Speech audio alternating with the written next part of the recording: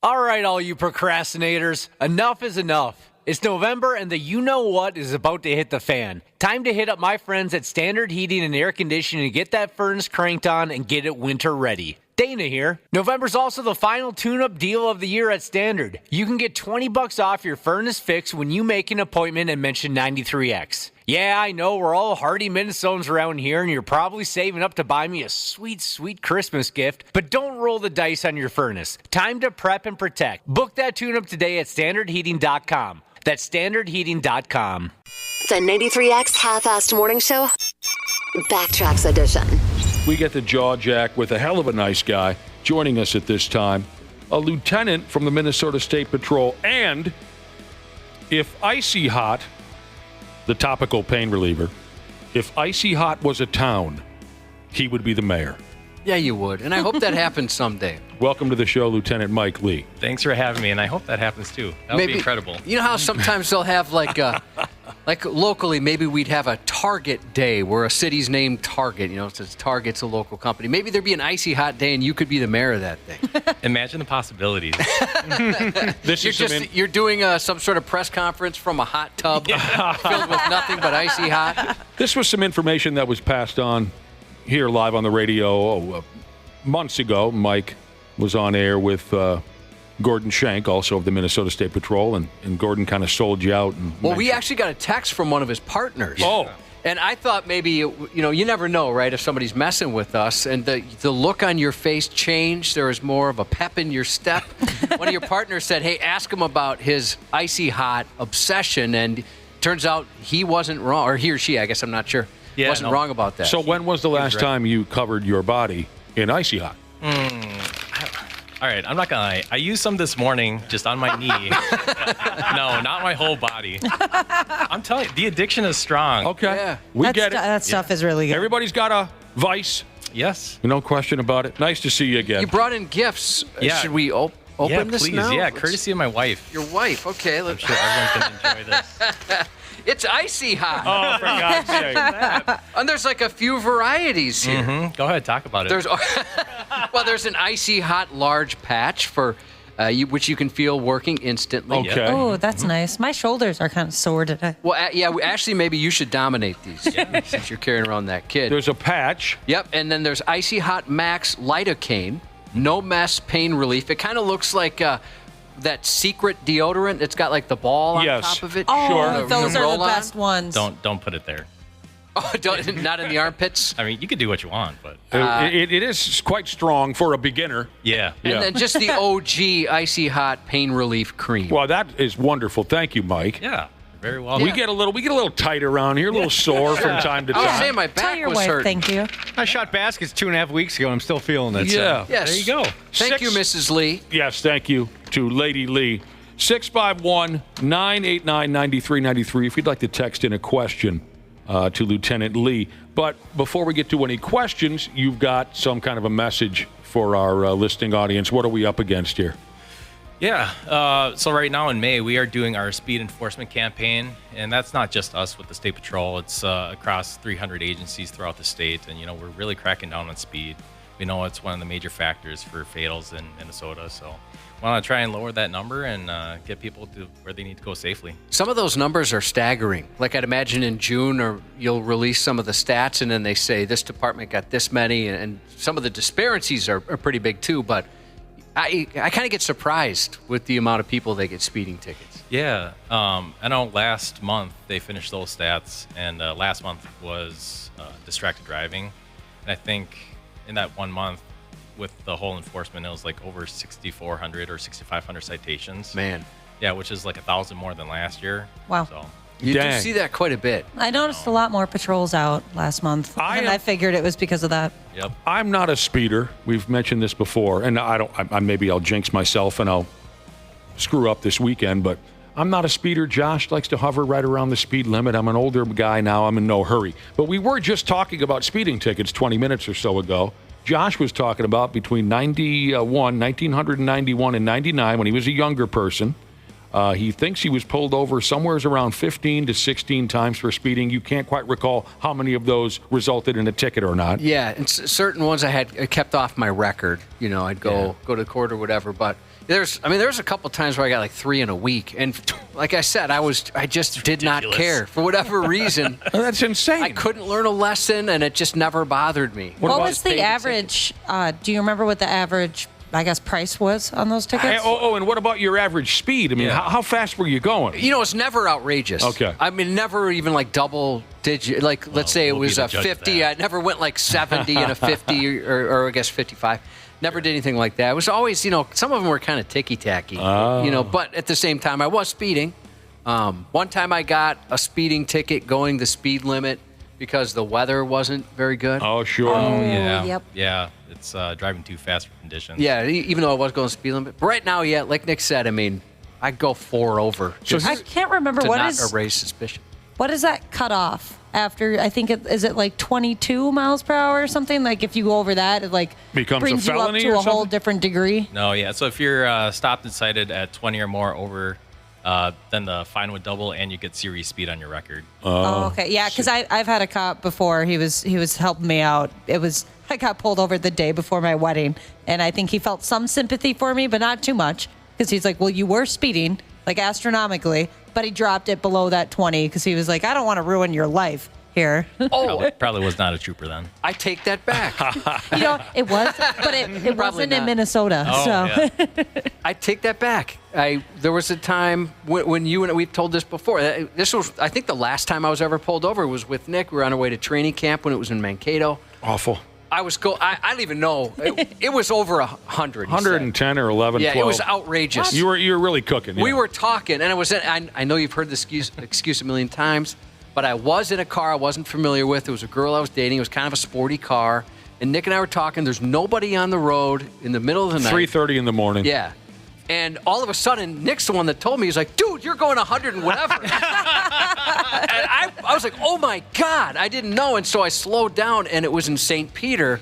I got pulled over, and this cop could not have been a nicer person. He was wonderful. And he's like, I was even behind you for a while, hoping you'd notice me and slow down, but you never noticed. We were having too much damn fun. Yeah, we were just BSing.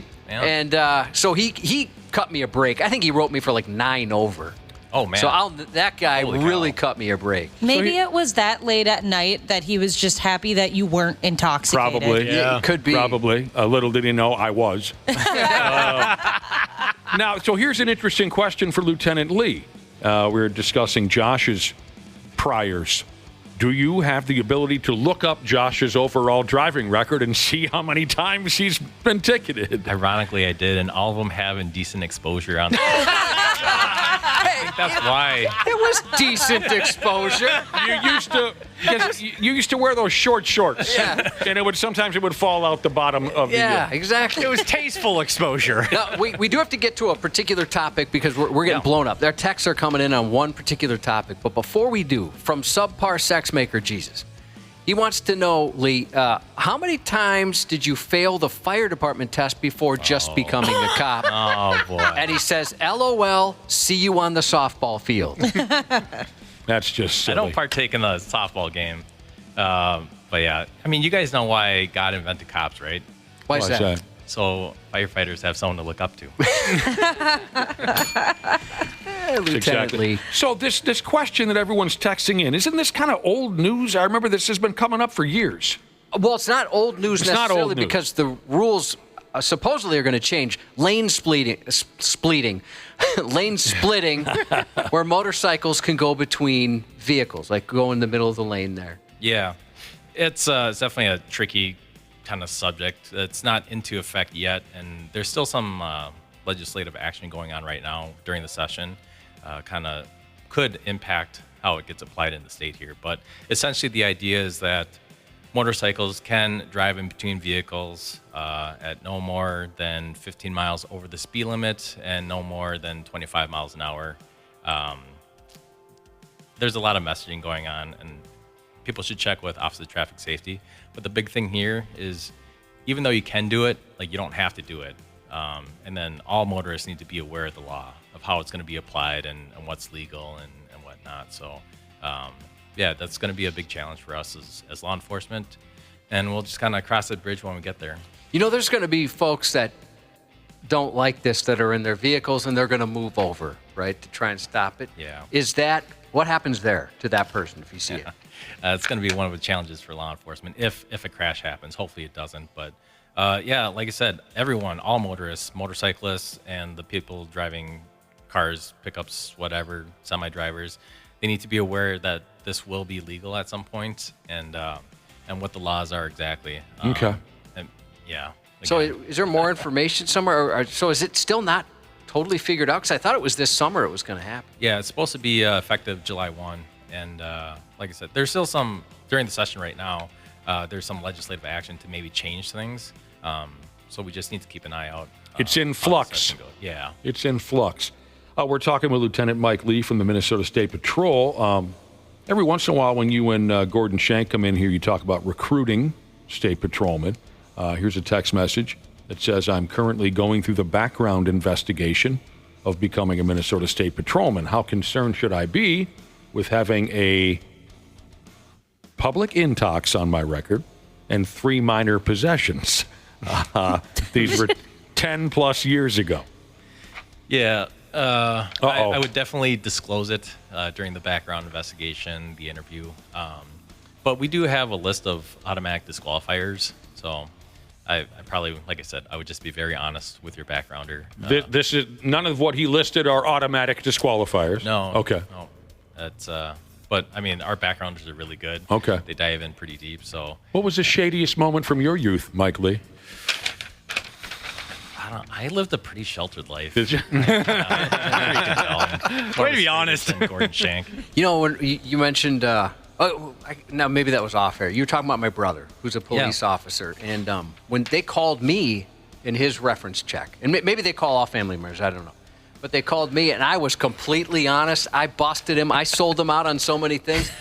So much so that the guy said, you might not think it, but you've helped your brother because most family members completely lie about what an angel is. And I said, he's a terrible driver. I don't like driving with him. He's way too aggressive. He tailgates. He takes corners too fast. All this stuff. I told him everything. Yeah. No, that's good. It's always, I mean, I was never a backgrounder, but you got to kind of wonder, like, this guy's really that good, and everyone we talk to, like, I guess maybe that's me. I don't know. I said plenty of good things, but I did bring up all that. That's good. Because they asked, like, what's some of the bad things? That's one of them. One of our listeners, Lieutenant Lee, runs a light bar directly in the high beams of his pickup. I drive into the woods every day for work, he says. I'm a logger. Is this illegal to run a light bar like a high beam? I assume it's just standard coloring, like the white light, like a regular headlights. Yeah, it's you can definitely use it in off-road circumstances, but I think you have to have those covered if you're driving on the actual highway, the roadway. Okay, because I've seen some of those, like on pickup trucks, where it's like the seam between the hood and the grill, where they put the lights in there, like, I don't know what it'd be called, a rope light, for lack of a better way to put it. Is that okay if it is same color as your headlights, or are you saying no, you can't drive with that? Because it's kind of like some EVs have that same type of look. Right. Well, is that just their headlight, or is it like an additional light? It's an additional light, like something that people would put on aftermarket. Yeah, it should be fine. It's like those lights specifically that you're talking about, Nick, like the auxiliary lights that are super high powered or whatever, they just need to be covered and not in use when you're on the highway, but it can be used in recreational off-road circumstances. Sounds like he just flips them on when he gets into the woods. Yeah, that's understandable. Is it true you can get your carry permit at 18 years old? Yeah, he's thinking back to some classes he took. I know. I thought it was 21. I know. I thought so too. At least when I got it, it was. I believe it's 21. Because you have to be 21 to buy a handgun. Correct. Then that would make sense. Camping. That would make sense. Yeah, camping, fishing, whippet, Jesus said. Can you ask about slow-moving vehicle laws? I drive a tractor for work, and I don't think people understand how and when to pass me. I struggled with that when I lived in Wisconsin. I always just didn't pass honestly, I thought it was kind of rude. So I was like, I don't want to feel like I don't want to make them feel rushed. I'll just wait. I'm with you. I just got to do it too. And then sometimes people behind you get pissed. Yeah, they do. I don't know what to do. Yeah. Passing a tractor, huh? Yeah, if it's a slow-moving vehicle, it should be on the right side of the road, ideally kind of more on the shoulder if they can. They should have that reflective triangle on the back. Sometimes flashers on it. But yeah, if you can safely pass the vehicle and it's a passing area, you're more than welcome to. Obviously, their top speed is not as fast as highway traffic. Yeah. You can get her done pretty easily, I think. Have you? Give her hell, Cubby. Give her hell. Looks like we're coming up to it here, but we wanted to ask you, have you seen that video out of Houston where the lady's towing her boyfriend's car? Oh, my God. Last night when I saw the video, I was laughing so hard. This is so friggin' insane that I can't get enough of it. Where a gal is towing a broken down vehicle. So to set it all up in case folks aren't aware, and we want to show this to Mike and get his reaction. A gal in an SUV, her boyfriend has a broken down vehicle. He drives a little Saab. Now, for some reason, the couple decided to tow the vehicle, and they attempted to tow the vehicle while it was pointed backwards with the dude behind the wheel. It did not go well. The dude in the Saab ended up being absolutely ragdolled while he's being towed. The axle snaps. He has no control. He's bashing into the guardrail. It's the biggest goat rodeo you'll ever see. It's up on 93x.com? Yep. So, Mike, you have the video in front of you? I do. And, Should I play it? Yeah, let's, do we have the...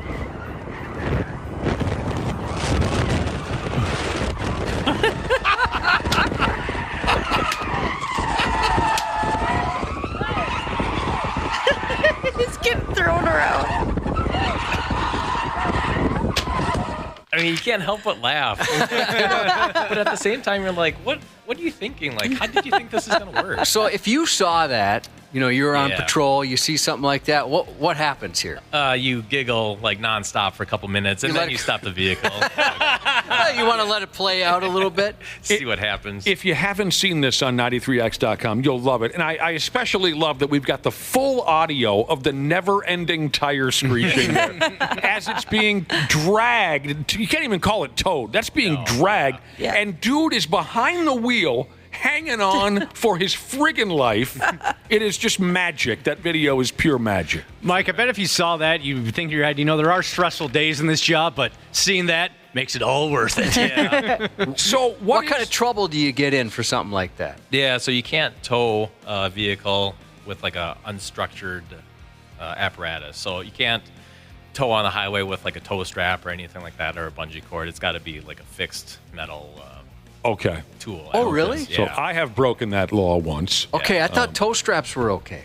No. I mean, I'd avoid a freeway if I could. But. Right. And yeah, I'm speaking specifically for the highway. Okay. Yeah, you can't be doing that. Simply for cases like this. Oh, man. I just love every second of that. It is pretty funny. Oh, it's just absolutely... That could have been really bad. Looked like it was. By the way, the dude was not hurt, and they did not... The Houston police decided to give him a break. They did not ticket this couple for that incident, but the friggin' guy had a warrant out of Georgia for something, so he went to friggin' jail for that. All right.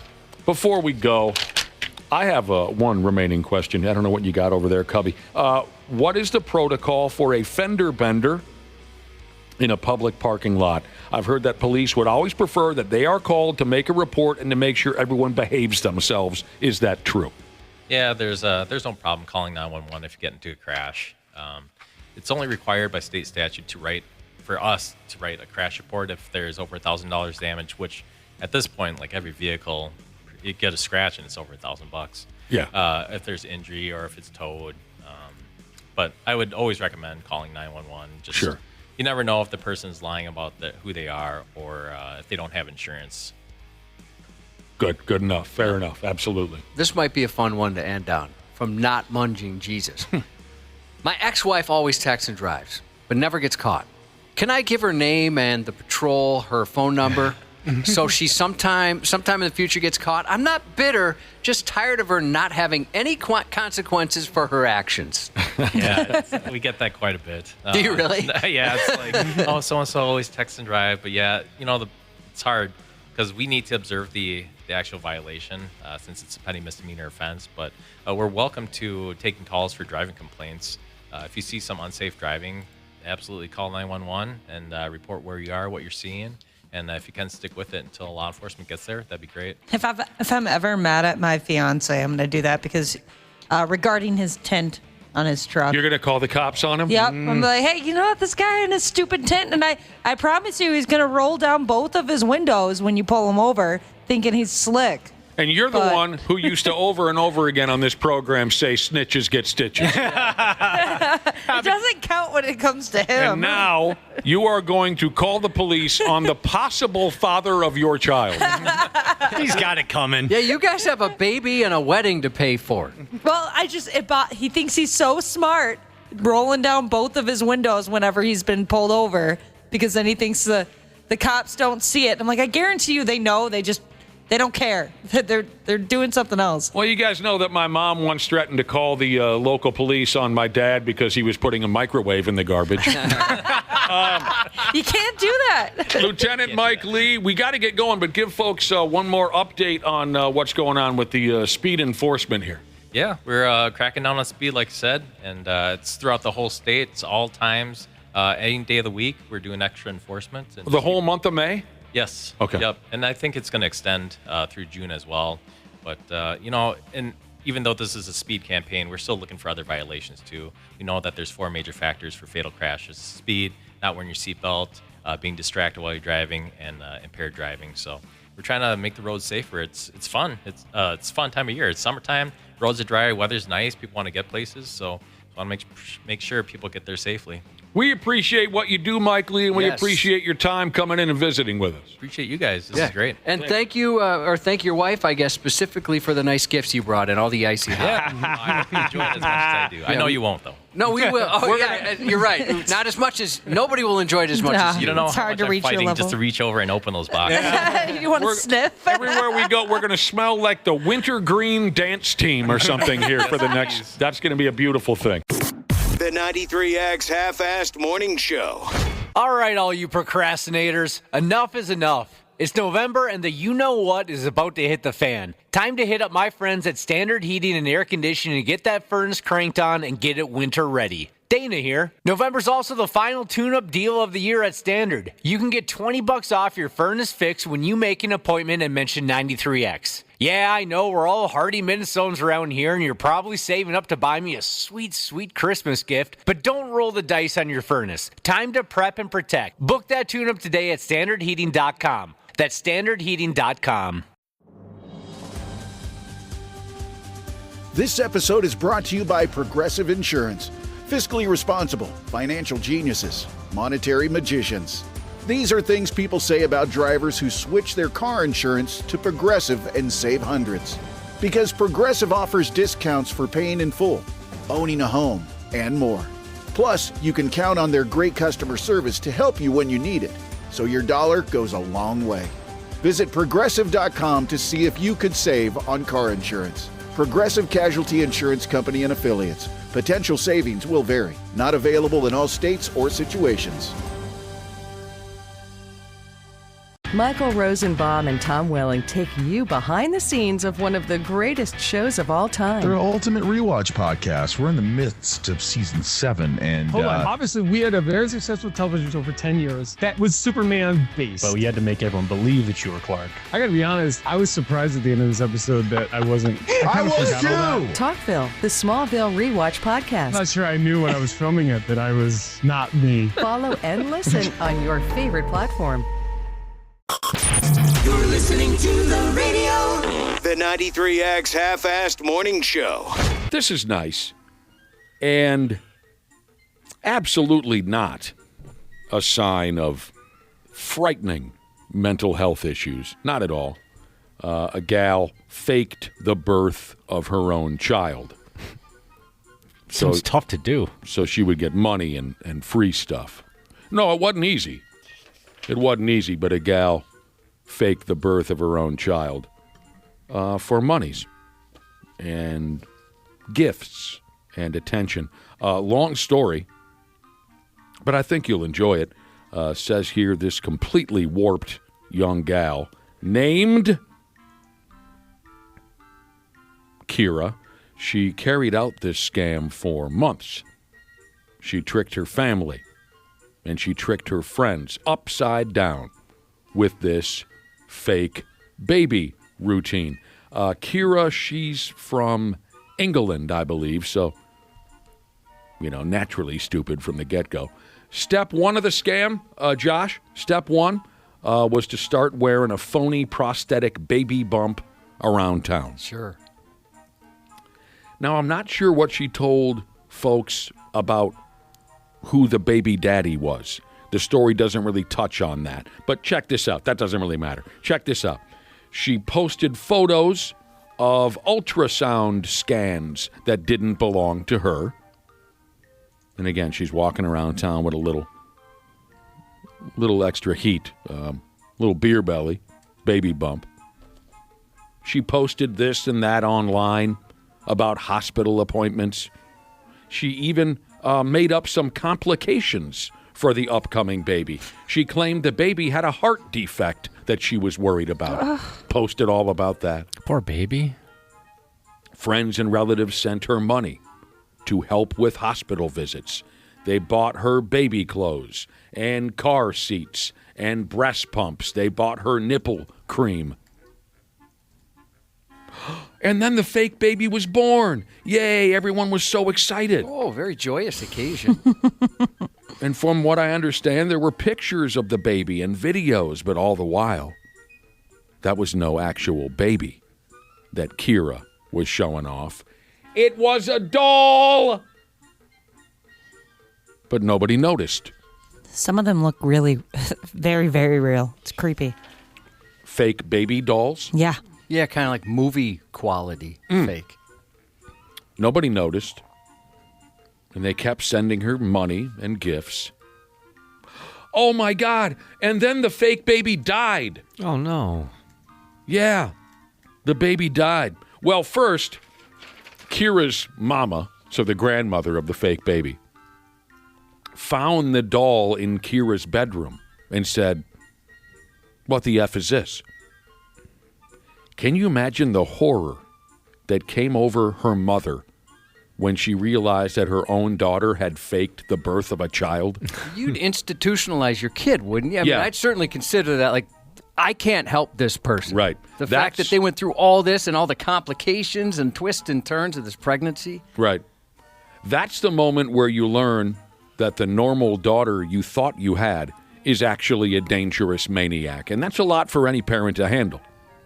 So, after Mom found out that it was a fake baby, Kira went online to announce that the baby had died.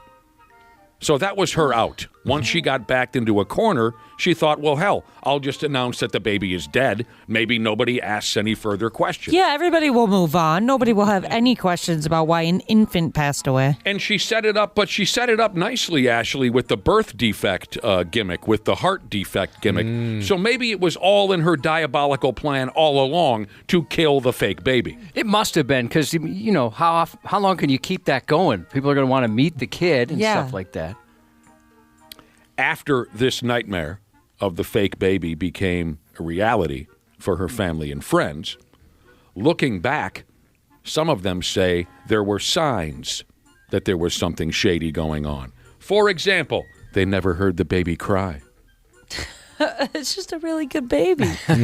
When they'd go visit the baby, it never cried. The other sign, Kira would not let anyone hold her baby.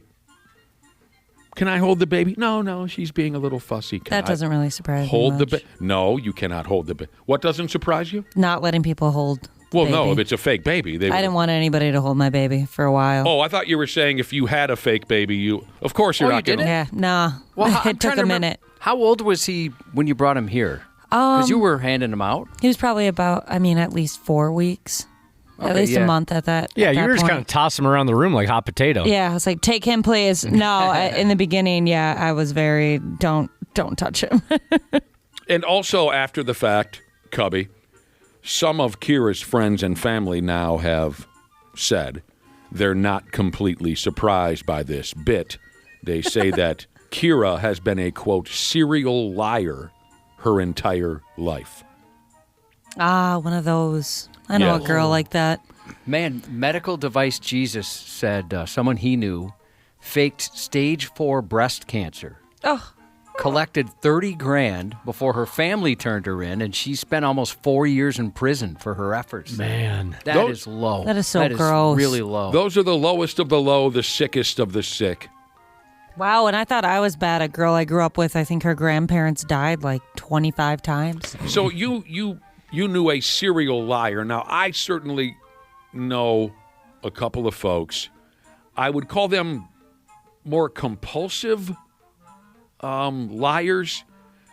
And what I mean by that, and I don't know if this is the actual definition of a compulsive liar, kind of like if you're having a conversation about hockey, they have to have the greatest hockey story of the conversation, kind of like a one-upper. Yeah. A serial liar is someone who paints grandiose pictures with their stories. So you're saying that was the type of gal you knew? Yeah. I mean, the most annoying part is that, like, I saw it coming every time. It would be if she ever got into an argument with somebody or somebody was just irritated with her, she'd be like, well, I'm going through something right now. Oh. No, you're not. Lots of drama. Oh my gosh, like make up things about her parents, like awful things that you should never make up about your family members. That it was sounds just so bizarre. Legit serial liar. I have a buddy whose dad is kind of like that, and we don't know if he's going through like dementia or if it's just because he loves drama, and he's always kind of like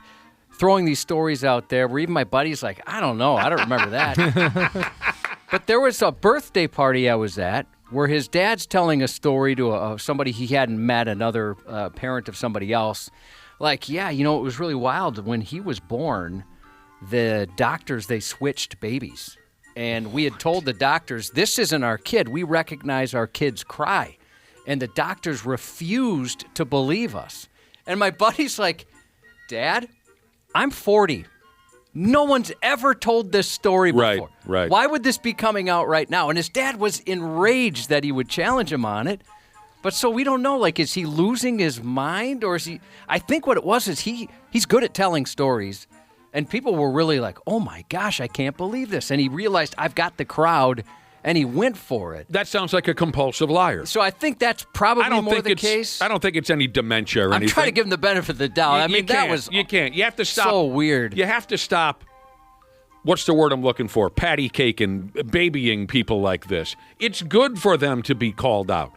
He called them out. I've done that a few times, and it does. It makes them mad. I almost got in a fist fight in the middle of the night on the ice on Lake Mille Lacs one night with an older guy because I finally said, look, we're putting a lid on this. Because the guy just kept bombing us with these compulsive BS stories. And I finally said, enough! And suddenly I found myself 20 below zero standing on Lake Mille Lacs in the dead of winter getting ready to get in a fist fight with a 71-year-old man. Eventually someone got between us. But yeah, there's storytellers, there's one-uppers, there's compulsive liars, and then I think there's serial liars. Maybe I'm missing something in there. They're all frustrating. The serial liars, I can't imagine knowing someone like what we just discussed from this lady, this young lady who faked a childbirth for months. She got money. She claimed the baby was in poor health, all this drama. I mean, that is mental institution stuff. You mentioned that there was no talk in the story about who the baby daddy was or supposed baby daddy was, but imagine if she did string some guy along for those 9 months. What a roller coaster of emotions that would have been. Somebody texted in and said that happened to a friend of theirs. Oh, really? Yeah, the friend was the dad, or quote-unquote dad, and she faked a pregnancy. Oh, that's so dirty. Yeah, I know a guy who was led to believe that the baby was his for, I don't know, a year? Yeah, so the pregnancy was real, the baby was real, but the identity of the father was fake in that case? That's insane. You know, the gal knew all along, I think, that my buddy wasn't the dad, but he was a reliable dude who made a nice living. There was some stability there, and then, I don't know, I can't remember the details as to how or why she finally told the poor bastard that the baby wasn't his. He was gone in 45 minutes. I'd be out. 45 minutes. Everything he owned, they're living together. I was impressed by that. When he found out that baby wasn't his, it took him no more than 45 minutes to pack up everything he owned and move out of that house. Like the wolf in Pulp Fiction, just very efficient. Just got it done. Yeah. Our new buddy, Red Butcher Jesus, said that he met a guy living at a friend's house who faked terminal brain cancer, and he also sold cocaine. Come on, man. He said the cocaine part wasn't fake. He did sell cocaine, but the brain cancer was completely a ruse. Yeah, I mean, that's somebody that's just desperate for connection with other people. They just really need that attention. There's a deep, dark sickness in some people, Cubby. It's especially concerning when the ones that'll just get enraged if you question, like, there's a couple things about your story that are a little odd. It's happened to me every Clear this time. up? It's happened to me every time when I've called out these folks. Don't you think that's a sign, too, that they're lying? Well, yeah. Yeah, with just the extra rage. Yeah. Getting defensive. It's oh, obvious. yeah. It's obvious. Yeah. I've every time I've called them out, I've damn near gotten in a fist fight over it. All right. Technically speaking, a 30-year-old baby was born the other day in Ohio, the world's oldest baby. It's a long time to cook in there. So, Yeah. no, a 6-foot-tall bearded man with a job and bills to pay didn't fall out of a lady. This is what they call here an embryo that had been frozen for more than 30 years. Cubby, help me understand. I'm just going to read out loud, but you have to help me because I don't know what I'm saying. The baby picked up the name of Thaddeus Daniel Pierce. He was born via adopted IVF this past July 26 to parents Lindsay and Tim Pierce, who are 35 years old. The fertilized embryo was first frozen in May of 1994. So the mom and dad were 4 and 5 years old when the embryo was frozen. No. Right? No, this is an adopted embryo. Okay, you go, because I told you I don't know what. All right, so like what they do is they grab a Petri dish, they wipe it out with some Dawn dish soap, they take the jizz, and then they take the lady jizz, they introduce it together, right? And they're like, oh, look at this, we got an embryo, right? And then they freeze it. Yeah. And some people, you can, quote unquote, adopt an embryo, right? Yeah. So if you and I make a baby, fingers crossed, down the road, somebody else would adopt that embryo, but it's our stuff. Together. What did I say that was wrong? You said they were 4 or 5 or whatever. The mom and dad. Yeah. The current mom and dad were 4 and 5 when the embryo was frozen. Correct. Oh, I thought you were saying you thought it was theirs. No. And I was trying to explain that's not possible. So this couple that adopted this embryo that turned into a baby, they said, we didn't go into this thinking we would break any records, although they did. This is the world's oldest baby. They just said, we just wanted to have a baby. So a 62-year-old gal by the name of Lydia Archard is the originator of the embryo. So here's how this works, from what I understand. Back in the early 90s, this Archard lady and her husband, they froze 4 embryos with the then new technology IVF.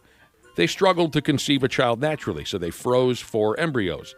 They successfully transferred one of the embryos to Linda, who gave birth to a healthy baby girl 9 months later in 1994.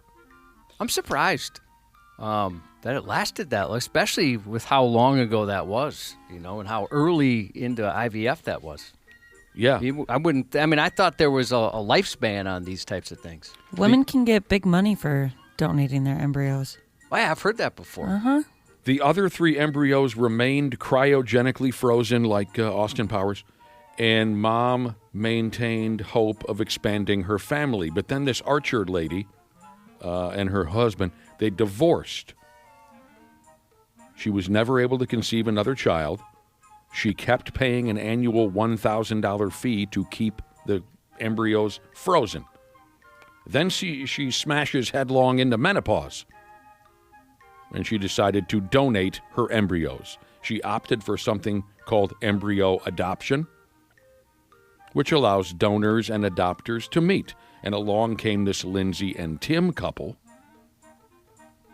They adopt the embryo, and they have the baby. You see what I'm saying? Yeah. That's pretty cool. Because she's gone through life. She's older now, and so as somebody to be somebody that wants to adopt that embryo, you get a good idea of what the kid's probably going to turn out to be like.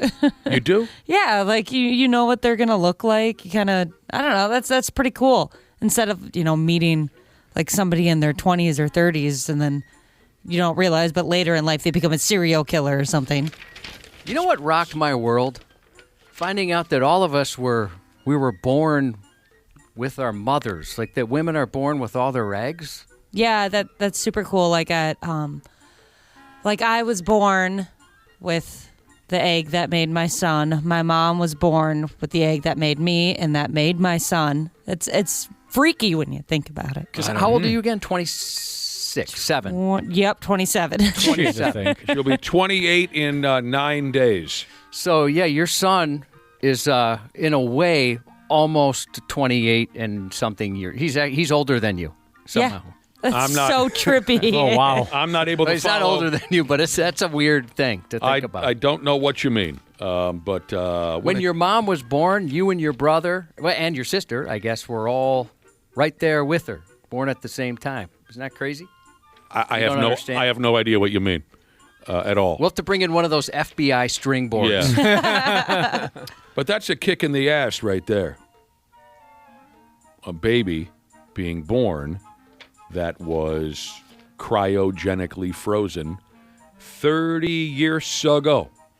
Dairy farming, sheet metal, banging your mom, Jesus, said at the U they have all sorts of old embryos, about 50 to 60 years old. Oh, my gosh. Listener wants to know if any of these babies get freezer burn. I'd wonder that myself. That's what I think's so crazy, just that long ago the technology was that good. Do you have to have sex with the test tube? I'm not the only one who's confused here as to how this stuff works. I had to tip over. And we close out with this here for all you Halloween nerds like Josh and Ashley. Is the excitement starting to build for the both of you? Oh, yeah, sure. I'm very excited. Not only is Halloween, but it's also Ashley's birthday. More importantly, yep. This is for all you Halloween nerds. Hell, in a little over a week, it'll come and go, so you better get some. Did you know there's a creepy doll museum set up here in Minnesota? No? Yeah, Ashley, I was wondering, I thought about sending this to you, but I don't know if you're too freaked out by this stuff. I know with the clowns, we saw you in tears, so I don't want to make you upset. No, I like this kind of stuff. That doesn't bother you? No, I found it very fascinating. I like to be afraid of this kind of stuff. This is something my sister and her daughter should see. They're totally into this. They've got creepy dolls all over their house. Do they like them for being creepy or just... Because my grandma used to collect things like this, but she didn't find them creepy. She just thought they were cool. Yeah, my sister and her daughter are very well aware of the creepiness of the dolls.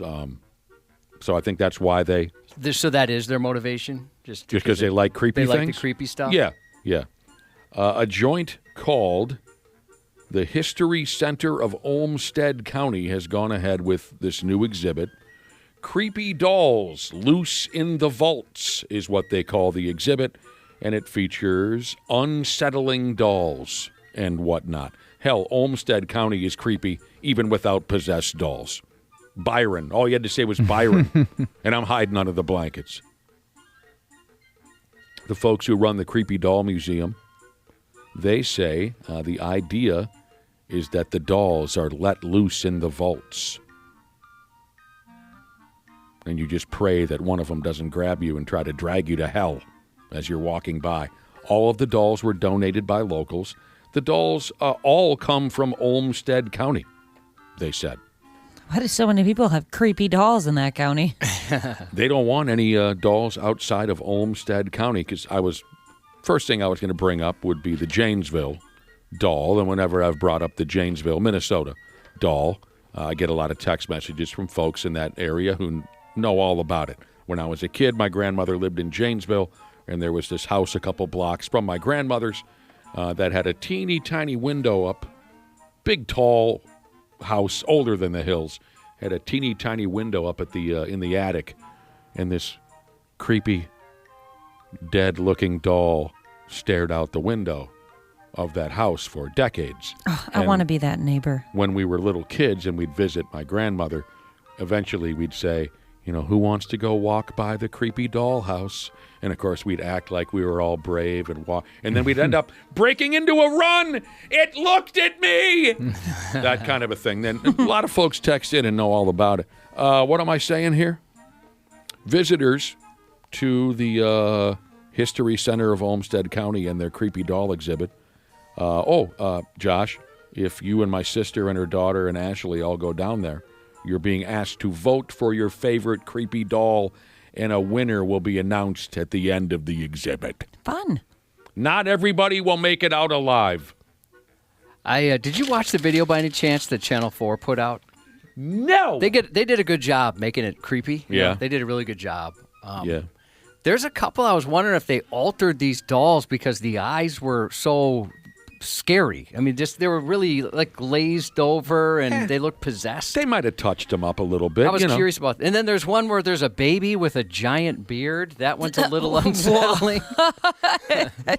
A baby with a beard. And they put some of them in positions where it looks like they're peeking out from a wall. So they do a good job with it. They'll grab you, Cubby.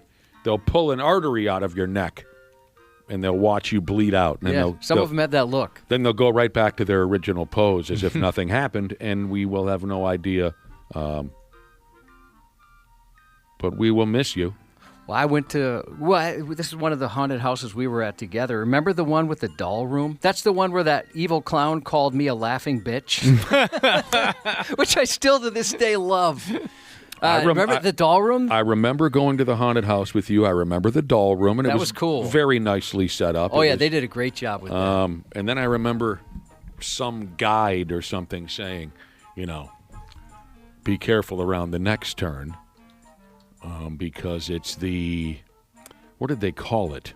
It wasn't the Chamber of Farts, was it?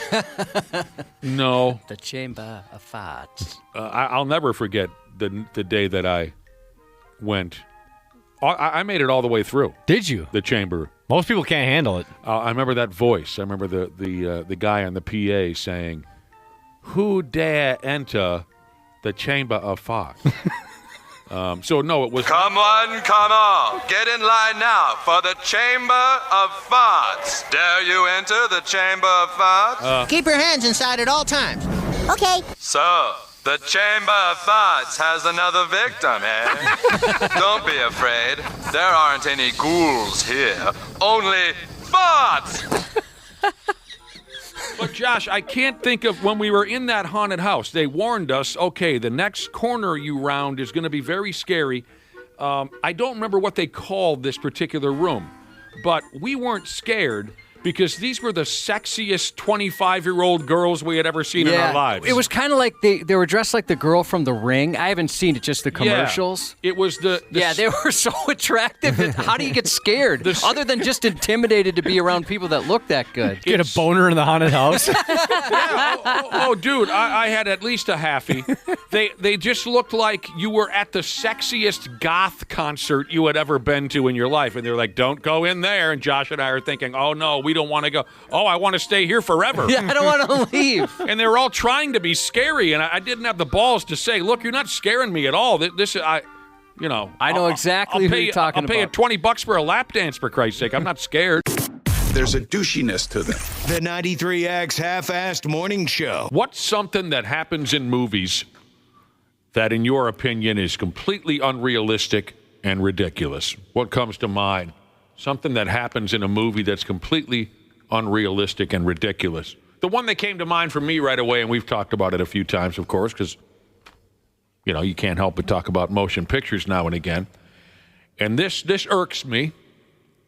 And, of course, the list is long, but this is what came to mind for me. When the star character or hero is an instant master of any motor vehicle you put in front of him or her. Yeah, I'm 100% in agreement. It's like, oh, he can fly a plane and he can ride a motorcycle. Oh, not only can he ride a motorcycle, he can jump a bridge on a motorcycle. So talented. He can drive a semi, a sports car. Has he been shot 11 times But yet he hopped into the cab of a tractor trailer, and he's just he's an expert. He's the rubber Flawless. duck. You know, he's Snowman from Sparky and the Bandit. What the hell's the name of the right? When the hero is the master. By the way, of you made a Smokey and the Bandit reference? Yeah. Today's the anniversary of that movie. Oh, wow. Came out in 1977. Oh, I know what year it came out. I was just saying I know you know. That is a wonderful thing to bring up, Josh, the anniversary of Smokey and the... So, okay, what else? What else happens in movies that you say, oh, for Christ's sake, because it's totally ridiculous and unrealistic? There's quite... Go ahead, sorry, Ash. The first thing that came to my mind was, like, the nerd taking off her glasses, and all of a sudden she's the hottest woman in the world. Yeah. As if, like, Rachel Lee Cook and She's All That wasn't already just stunning. But then they put her in a prom dress. All of a sudden, they're like, "Whoa, she is hot!" Oh, it's so frustrating. What does that say to women who wear glasses? Right? Hey, just so you know, in movies, you're ugly. Yeah. Oh, you paint pictures? You must be a total loser.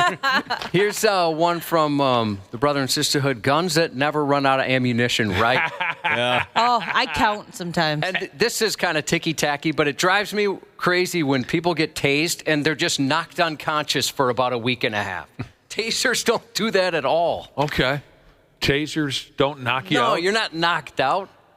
You've got 5 seconds of taking the ride, and then, you got enough time to get handcuffed, but they just knock people out in those. Social media types have been having this conversation. You want to hear what they had to say on the topic of something that happens in movies that's unrealistic and ridiculous. Well, I got one more I just thought of. Yeah. When somebody can take 15 shots to the face, and then maybe they'll throw a crowbar in there and they're not knocked out, that's when you get knocked out. Dude, the main character can stay conscious forever, no matter what. Here are some of the other answers. Someone falls and catches the edge of a cliff or a building. Oh, yeah. With just their finger tip. Every time that happens. Or tips, just you're just right on the. You've already fallen. All of your weight, all of your momentum is falling towards and you catch the fingertips and it holds. Yeah, right. Oh, Every time I see that, I look at the person that I'm with, and I'm like, no, couldn't be me. Nope, I have no finger strength. You don't have the finger strength for that. Nope, I'd be dead. It also, this is more the procedural, like, cop shows on television, where, okay, we're going to raid this very dangerous home. Now, everybody's going to be having SWAT gear on, except for the main characters. We're going to go in there with a baseball cap and a handgun, and that's it. And by the way, we're leading the charge. Yes, and then everybody behind you dies. All of the real trained SWAT professionals who have all the gear on, and they have the better weapons, they're dead. But dude who walked in first wearing a tank top. Right, and flip-flops. Yeah. That is probably the best one. That happens so much in Criminal Minds. I've been watching that again, and it's every episode. Funny you say that's the exact show I was thinking of. And it always bothered me about that show. Why do you not have at least a bulletproof vest on? Yeah, all the super trained cops are complete morons, but somehow those guys, they got to figure it out. And then one of the guys, the really nerdy one, Reed, he has a revolver. Why you would have a revolver? Speaking of bullets, someone's going after all the bulletproof car doors in movies. All car doors are completely bulletproof. Air ducts are mentioned in this conversation of ridiculous, unrealistic movie stuff. Air ducts that can support the weight of a 200-pound man moving through them.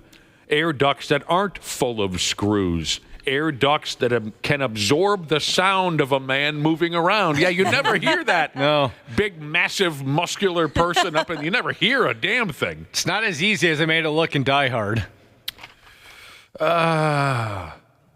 Getting pistol whipped. Being knocked unconscious and waking up later and functioning normally as if nothing happened.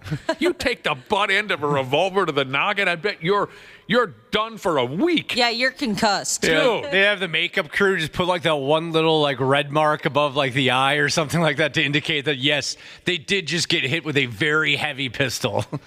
This one gets mentioned a lot, and that is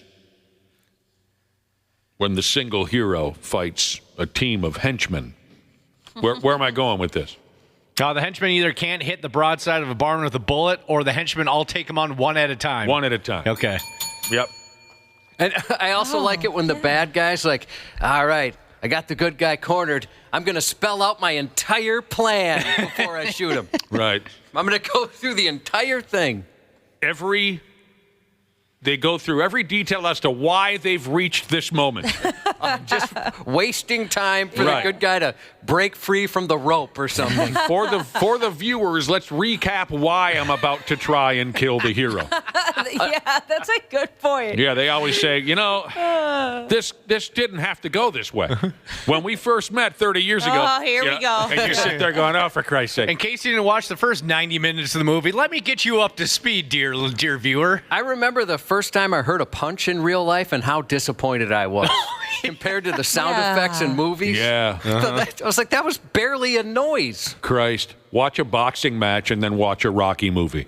Watch a real boxing match and then watch a Rocky IV in particular. Maybe it was Rocky III. Rocky and Clubber Lang, when they connect with their punches, it sounds like a double-barrel shotgun. Right. The general lack of tiredness from characters in a movie. That's a good one. Mm-hmm. Nobody never even needs a 20-minute cat nap in the middle of the day or anything like us mere mortals. I just thought of one. This always comes to my mind, too, when I'm watching, I guess, apocalyptic type movies or TV shows. The woman always has her hair done and her makeup done.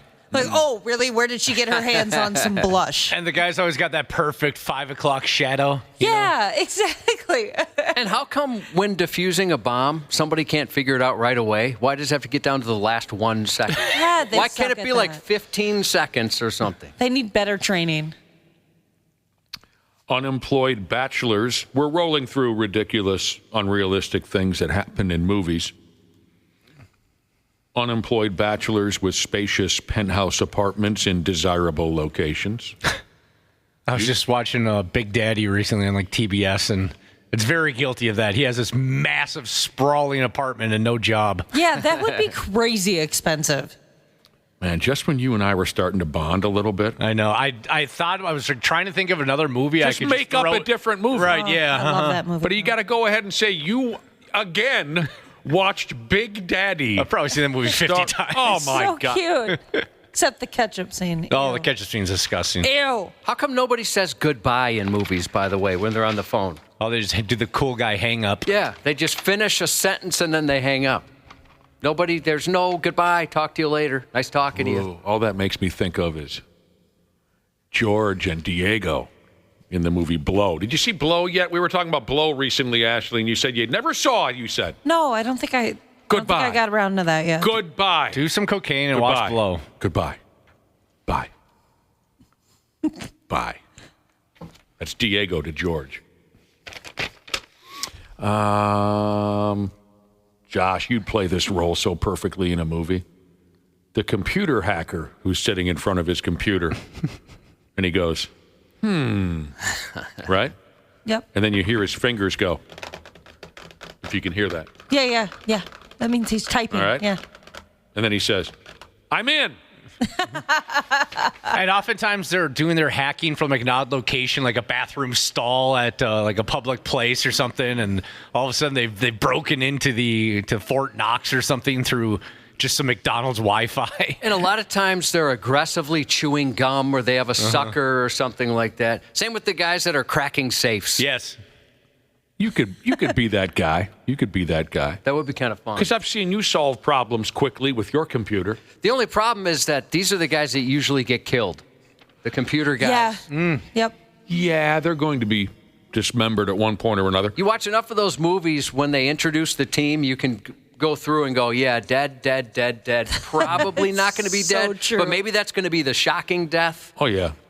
When folks, this is kind of a pet peeve of mine, too. When folks order a meal in a movie, they eat just one bite and then they get the tab and leave. Or that frustrates the heck out of me. I mean, how many times on the television show Cheers did Frasier say, I'll take a drink, Sam? And takes one sip, and they have a quick conversation, and he says, well, I have to go get Lilith. Well, dude, you had one sip. I know. Why'd you even order it? What are you doing? Diesel Jesus, how about when tires start screeching on any surface, dirt road, wet grass, mud? Yeah, I'm with you on that. Yeah. And also when the engine noise they choose does not match up with the car at all. Oh, I would never notice that. That Prius doesn't sound like a diesel truck. Why did they do that? You want to hear tires screeching? We've got audio for you, don't we, from last week? If you want to hear the sound of real tires screeching, we could go back to last week. My four sons, Jesus said, in the movie Titanic, when that boat sank, no way a boat like that could sink. No way. Yeah, they had a whole publicity campaign saying it wouldn't sink. It's indestructible. No one has to look for parking. Parking is just there. Nobody ever has to stop for gas. No one buys celery and baguettes every time they go to the grocery store, but in the movies, those two items are always sticking out the top of the bag, so everyone knows you're fresh from the grocery store. Especially the baguette. There's never like a toilet plunger hanging out the top of the bag. It's always the baguette and the celery. It's always a couple things, too. Finally, it says brushing teeth without toothpaste. I guess I don't watch movies as closely as others do. Brushing teeth. I guess their mouth never gets all foamy and stuff like that. My mouth doesn't get foamy. I can do it without getting foamy. Really? Oh, yeah? I can't, and I've been shamed for that lately. Is that right? Yeah. Yeah, somebody says, when there's a gun scene, no one reloads. Yep. I think someone mentioned that. You can brush your teeth, Josh, without anyone knowing that you've just brushed your teeth? Yeah.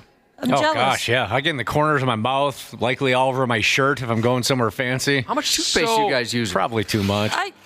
The normal amount, but I guess it really kicks in if I'm like scrubbing my tongue. And if you're in a hurry, too, I've noticed that's when I really just destroy my shirt.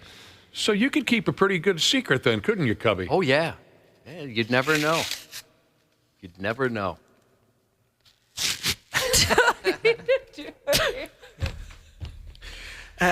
This one's good, too. Zoom in.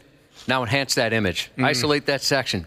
Enhance it more. I didn't get that. What does that mean? So, have you taken a photo where you zoom in and it sucks? It always sucks. So for some reason, there's as much detail as you'll ever need in every photo. Yeah, it's even more clear when you zoom in somehow. Yeah. And they always find some evidence in the background? Yeah. Is that what they're saying? Okay. I think I follow that. Yeah, I see that piece of paper, and they can read it clearly when it's crumpled up in his hand. Yeah. They're taking it from about a block away. The 93X Half-Assed Morning Show.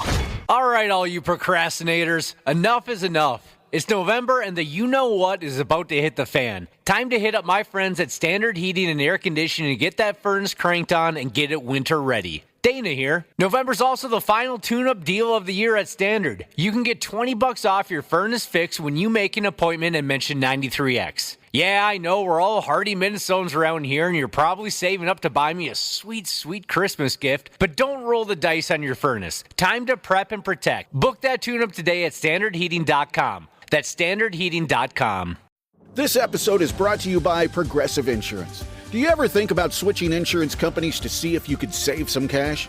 Progressive makes it easy. Just drop in some details about yourself and see if you're eligible to save money when you bundle your home and auto policies. The process only takes minutes, and it could mean hundreds more in your pocket. Visit Progressive.com after this episode to see if you could save. Progressive Casualty Insurance Company and Affiliates. Potential savings will vary. Not available in all states. November is heating up for U.S. soccer. The United States need to be a little more nasty. Big international friendlies for the men. Callum, that was nasty. And a Black Friday friendly for the women. Expectations have always been here for this team. We understand that. Listen anywhere on the go with the Westwood One Sports app.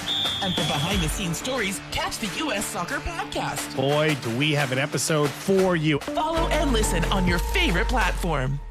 Half-Assed Morning Show. 69. This show sucks. Who are you, fart knockers? 93X. Well, forget the weekend.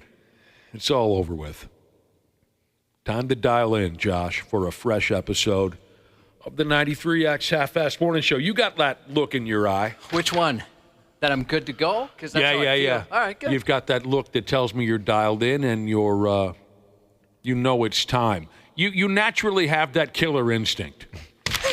That eye of the tiger. Yeah, well, it could be this new medicine I tried yesterday. Ooh. I'm on cat medicine right now. What? Yeah, I'm taking medicine designed for house cats.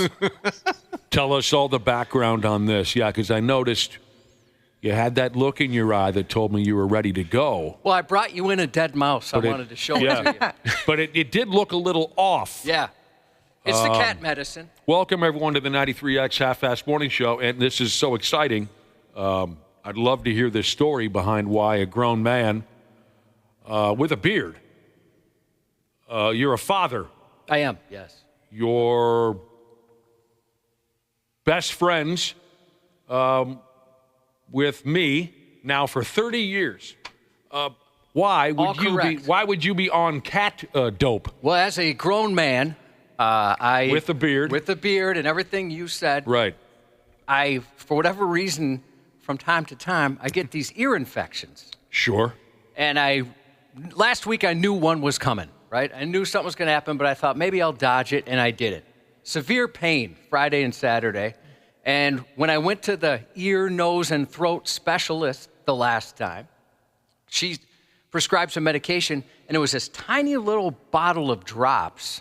And even with insurance, it cost me $90.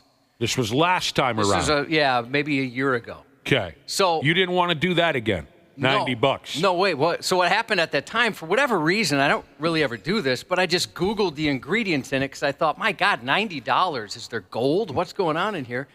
And as I Googled all the ingredients, what popped up was a larger bottle at PetSmart of the exact same thing. Oh, yeah. Like the same amount, like quantity of every ingredient, too? That's crazy. Yeah, the blend is all the same, but I have like 10 times as much for $20. You've brought this up before off air, I think. This all sounds very familiar, or maybe I know someone else who's I brought it up to you off air. Okay. You considered taking cat medication for your ear before. I'd asked the lady when I went back for a follow-up, and I said, hey, just out of curiosity, I saw this. Would I go blind or develop cat-like reflexes or something if I took it? She's like, no, you know what? Sometimes I'll even tell people, hey, go to PetSmart or whatever and grab this. So this is no medical advice. This is one experience I had with a doctor. She seemed legit. And I tried it out yesterday, so I'm on day one of cat medication. So maybe that's what you're picking up on. I really hope tomorrow you come in wearing a full Catwoman suit. Like it just takes over your body and your personality. I walk in tomorrow, he's burying a turd in the corner of the room. That's really interesting. Okay. You had brought this up before off air. You've been considering taking this cat medication because, just like you just got done telling us, it is so much less expensive at the PetSmart than it is at your doctor's office. Right. Same ingredients. A doctor tells you it'll probably give you the same results. And so you've gone for it. That's not surprising because it's like that, I guess. My dog is on a couple medications, and it's cheaper for me to get her the human version, I guess you could say. So they have the same ingredients there. Yeah, we have a dog on medication, and it's very expensive. In your case, Dana, Ashley, Dana's got a laser pointer, and it's distracting the hell out of me. I can't focus on this conversation. If a ball of yarn rolls through the room right now, we're in big trouble. So you're saying, Ashley, you found that a certain dope that your dog needed to be on, the human stuff was cheaper than the dog stuff? Yep. But Josh's situation, the cat stuff was cheaper than the human stuff. Yeah, because this is over the counter. But I've also heard just what you said, Ashley, that sometimes, like when it's prescribed medication, it's so much more for your pet. Yeah, it's worth checking it out, I guess, both ways. Over the counter versus prescribed. Yeah, this is all not something that I have too much knowledge on one way or the other. So just for today, your nickname is not Cubby. For today, it's Tunsis. I love it. How do you feel? Any different? Well, I feel silly that I took cat medication. Is it helping? It has helped. It has helped. It could be a coincidence, but it sure seems to feel a little better. Is this going to be a slippery slope? Like someday soon you're going to be on horse tranquilizers or something like that? You know, you just go through all the animal, different medications. Ivacescin or whatever that stuff is called. Ivermectin or something. I do have a rectum, by the way. I have a rectum. We all do. Everybody's got one, Josh. Even women? Well, I'll tell you what. That's really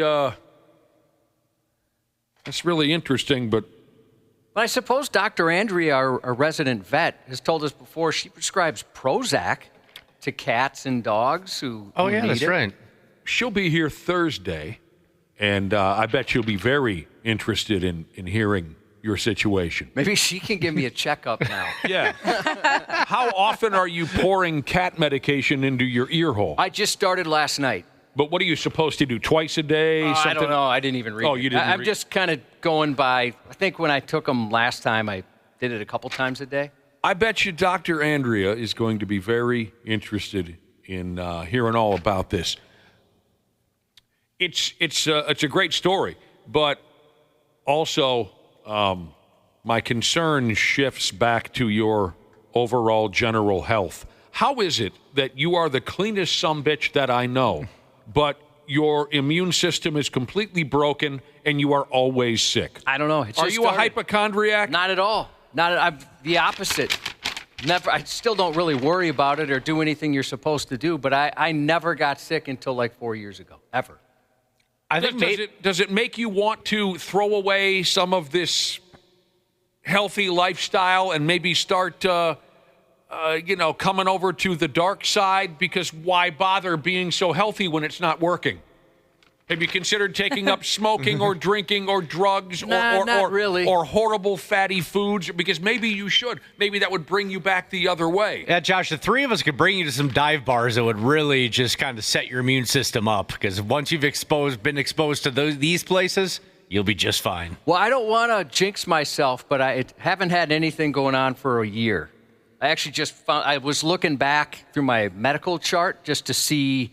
I couldn't remember the name of the drops. Or the what guy was in even it. looks at his medical chart. Well, 'cause yesterday, I wouldn't even know how to access that. I had to yesterday for a couple reasons. You guys know I had my butt scoped, so they sent me my things, and I thought, hey, while I'm here, I'm just going to look back and see what they prescribed me for my ear, just so I can Google it again. That's how I found it. So you're saying it has been a relatively good year? Oh, it's been over a year. Up until... Yeah, I had a period of 3 years where it was ridiculous. Right. Yeah. I still think 4 times COVID, 1 time bad flu, another time like some sort of weird bacterial fungus. It was odd. You're always sick, but yet you're not anymore. Well, the last few years have been ridiculous. Right. Yet you're the healthiest guy that I know. Remember the conversation we had a week ago or so? We were talking about, I think it was Royce Lewis of the Minnesota Twins, how the guy can never stay on the ball field. And we talked about how some of these guys overtrain. Yeah. To where they're constantly trying so hard to be in shape, and in the end, maybe they're kind of fracturing themselves a little bit along the way. You know what I'm talking about? They overtrain. Yeah, their bodies are wound so tight that it just snaps at any given point. They're too clean. They're too pure. And so maybe that's kind of the same theory with you, where you've overdone the healthy lifestyle, and it's coming back to pound on you. It could. Well, my doctor said I'm just getting old. That's pretty much what it is. This person said, I used to suffer from ear infections. You need to find yourself a good chiropractor. Trust me, I suffered with ear infections for years, found a good chiropractor, haven't had one in 20 years now. That's what my mom had me do when I was a child. I used to get really bad ear infections, and they were going to put tubes in my ears. I think that's right. Yeah. And instead, my doctor was like, "No, take her to see a chiropractor first. Let's see if that works." And I've never had an ear infection since then. Total since I was a kid. Total scam. I will say, chiropractors. I got yelled at quite a bit at the chiropractor though, because one of the things that they always did was crack my neck, and that was the time I was in like middle school, so I always had chewing gum in my mouth, and I wouldn't remember until after they cracked my neck. And they'd yell at me because obviously you shouldn't be chewing gum while they're cracking your neck because it's a choking hazard. Oh. That never would have entered my mind. No. Oh, for God's sake. Old Tunsis over there. I'm starving for some canned food if anybody has any. Dude, come on over to my house. Yeah. If we rolled some catnip in there, are you just going to go crazy? Come on over to my place. I've got... Get the zoomies. Do cats get the zoomies? Or is that just dogs? I think they both do. They do. I can't stand that wet cat food. It just makes me want to puke every single time. Smells pretty bad. Gross. And I feed that damn cat of ours twice a day. And I can't stand handling that stuff, but I do like the cat enough to where I have decided to continue feeding him. But I can't stand that wet. Oh, God, it We do dry. smells all. Well, we do Dry both. stuff? Yeah. Ah, man.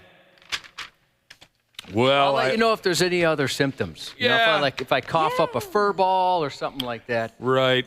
You didn't find yourself wandering the hallways in the middle of the night last night at home singing out loud, did you? No, I don't think so. Singing really really off-key as well. Terribly off-key. That kind of thing. Do you have a deep hatred for the day Monday today and a hankering for lasagna by chance? Well, you know, lasagna I could always go for. Right. Mondays I take them or leave them. Oh, listen to this from Porno Jesus. It's like those stories where the workout guru of the neighborhood, who's always out running every day in the gym, or, running outside every day or at the gym, suddenly drops dead of a massive heart attack. You do hear those stories. Oh, I hear them quite often. Unfortunately, my wife works at a gym. Happened to a family friend of ours many years ago. He was the guy who was always jogging down the sidewalk. That pissed me off. The guy did drink, and I think he did smoke cigarettes a little bit, but That helps a little. I would just be so mad if I lived my life super clean and took really good care of myself and died really young from something health related. That would make you mad? Yeah. If you died really young? If there's an afterlife and I'm looking down, I'm pissed off. If my last meal was like a salad, I'd be pretty ticked. Yeah, me too. This was the late 70s. Nowadays, when I just got done telling you that this guy jogged, but yet he drank and smoked also, there probably a few people said, oh, well, there you go. He drank and smoked. People are so geared towards... This was the late 1970s where... That was normal. Yeah, and, it was really shocking in those days. And I'm talking about a light drinker and a light smoker. I'm not talking about a regular, but, yeah, the poor guy dropped dead. Hot Cocoa Jesus recommends I get a flea collar because I haven't had flea shots yet. She wants to know if I'm itchy. I do have kind of a weird itch on my shoulder. Maybe it's starting there. So other than the earache that has forced you to become addicted to cat medication, your weekend was all right, Josh? No real complaints, just a minor one. But outside of that, no real complaints. Good. My minor complaint is this. Oh, you have? Oh, so Yeah, the I ear do- wasn't the minor No, complaint. this is something. Oh, I'd love to hear it. And I'd like to bond together with other people with what I like to call full-figured feet. Well, that's intimidating. He's showing me his muscle right now. Oh, wow. Just in case I am your minor complaint. I wanted to show you what you're doing. Ashley, look at this subject. That's terrifying. Look at that. Okay, sorry. I have full-figured feet, as you guys know, wide block feet. Yeah, And you it's do. very tough to find You do. shoes. They're funny looking. I don't know why we're persecuted against. It's almost impossible to. I need new shoes for our booze cruise. I got to get my shoes are falling apart. Okay, so I need some new outdoor pair shoes. Of tennis shoes. Yeah, and so I try some on, and I got these fat feet, and it's tough to find. And you went shoe I shopping. have the same problem, Josh. You have fat feet, or is it just because of your pregnancy? No, I've always had wide feet. You have full-figured feet as well. Yep. All right, from so my mother. you were trying on some shoes. None of them were working. No, like you know how like sometimes Did you try Payless? These shoes rule, and then sometimes these shoes suck. Oh, without a doubt. They all sucked. Did you try? it's Did the you go to worst. Payless? I don't even know where a Payless is. I don't either. A mall, an abandoned mall. I go to pay more. After you've traveled back in time, that's where you find a Payless. Yeah, It's you're right- looking. Oh, yeah, you just want to take a turn at 1987. Yeah, it's right. It's usually right next to Piccadilly Circus and Kmart. J.C. Penney. So what happened?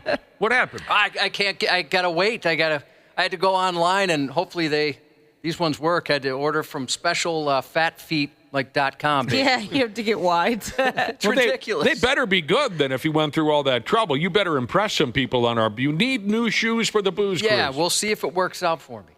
I know it's going to be a lot of pressure. Everyone's going to be looking at your shoes now, Josh. I'll tell you, though. I'm okay with that. You ain't lying about how some shoes suck and then some shoes rule. Yeah, I told you the last time I went and bought shoes, and my wife is very picky, I've just learned, about what I can get. There's a certain brand she said I couldn't get. There's a certain brand of tennis shoe. Apparently it's not cool enough. She's, what's the word? She's forbidden you. Yeah, she wouldn't let me get them. What were they? They're just a certain. I don't want to rip this brand because I like them. Well, just because your wife doesn't like them doesn't mean you're ripping the brand. She told me that I can't get Skechers. Skechers. She said that it's not okay to get Skechers. I have also been made fun of for purchasing Skechers. Well, they're very comfortable. And I said I thought that was New Balance, and she's like, no, New Balance are cool now. So they've made a change. But I told you the last time I went and bought shoes for myself, this is 3 years ago maybe, I brought them up to the very friendly old lady at Kohl's. And she's like, oh, my gosh, these shoes are great. So I said, thank you very much. I picked them up myself. And she's like, I'm wearing the exact same ones. Yeah. I thought, son of a gun. I went out and bought myself a pair of Skechers 10-some-odd years ago. And the girl I was seeing at the time said, I will not be going anywhere with you if you are wearing these shoes. And I said, why? And she said, because they make you look like an old man, is what she said to me. I didn't get them. Like, this seems kind of stylish, and this one fits okay. In the end, it was wishful thinking that I would ever wear shoes. Back in those days, I never wore shoes. It was flip-flops or nothing. So I never ended up wearing them, actually, and I gave them to Goodwill. But I don't get that because she said that that's just what the old men wear, and I won't be seen with you with those shoes on your feet. But current NFL quarterback Joe Montana advertises for Skechers. That young kid, Joe Montana. I remember one time Josh and I were at the shoe store, and you asked the shoe seller, what would I call that person? Associate. The store employee. Yeah. You asked the store employee how much a pair of shoes were, and the employee said, well, they're this amount of money, but you can't wear those shoes, the employee said to Josh. That employee said, your feet are too big. And Josh said, oh.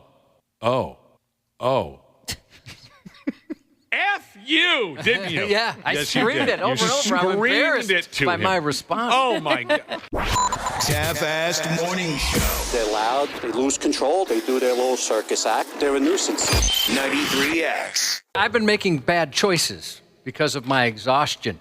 Last night I realized as I was, I couldn't fall asleep, so I started reading this book that I've been into, Near Dark, Brad Thor, book 19 in the Scott Harvath series. And it's a library book, and I was eating popcorn at the same time. So I realized I was touching a shared book in Dakota County and then placing my fingers into my mouth, essentially. Yeah, there's worse counties to do that from. I hate when I notice that I've been doing something like that, Josh, or if I'm walking around a mall and I'm touching stuff and then I get a pretzel with cheese, and I'm like, oh, I just put a lot of germs in my mouth. I would never notice anything like that. This book is worn. It has been used. Oh. So, that's not a good idea for a guy whose immune system is clearly broken. Oh, it's been worked. Yeah, you're going through something. See, I realized that shortly afterwards. The alarm clock has been jarring, to say the least, these first 3 days. So let me have it now. All of you here in the room and our listening audience, 651-989-9393. What's a sound you hear that instantly makes you angry for no logical reason? Well, I can't say. For no logical reason. Well, so you tell me, Josh, you're a logical person, and you might be able to understand this better than I. Getting angry at my alarm clock, is that logical? That's logical. Okay, that's yeah. logical. Yes. So we're not going to include, but like if you're watching a show and I don't get angry, but if it's the same alarm I have on my phone, it's like it triggers you. Yeah. That's a good way to put it. Yeah. I'm just like, oh gosh, I don't like that sound. I have a lot of these. You have a lot of sounds that make you angry for no logical reason. Yeah, or I guess one of them is logical. What would that be? That would be, I'm actually very angry right now, and I love this restaurant, Wingstop. They have amazing wings. Sure. They were running a commercial for a while, though, that had a doorbell in it. And it was during, they were running it on football Sundays. So Sure. obviously I'm watching the TV, and it would make my dogs go ballistic. So while they were running that commercial, I refused to go there because I was mad about the doorbell. Logical or illogical, I'm not sure how I would define that, but I understand. And then the dogs go crazy. It disrupts your peace and quiet, Yeah. and it's all the fault of these folks who sell chicken wings. Yes, and you know it's coming. Every time the commercial would come on, I'm like, oh gosh, here we go. Could just hit mute. I guess so. And then the one that's very illogical is the fan that is over the stovetop.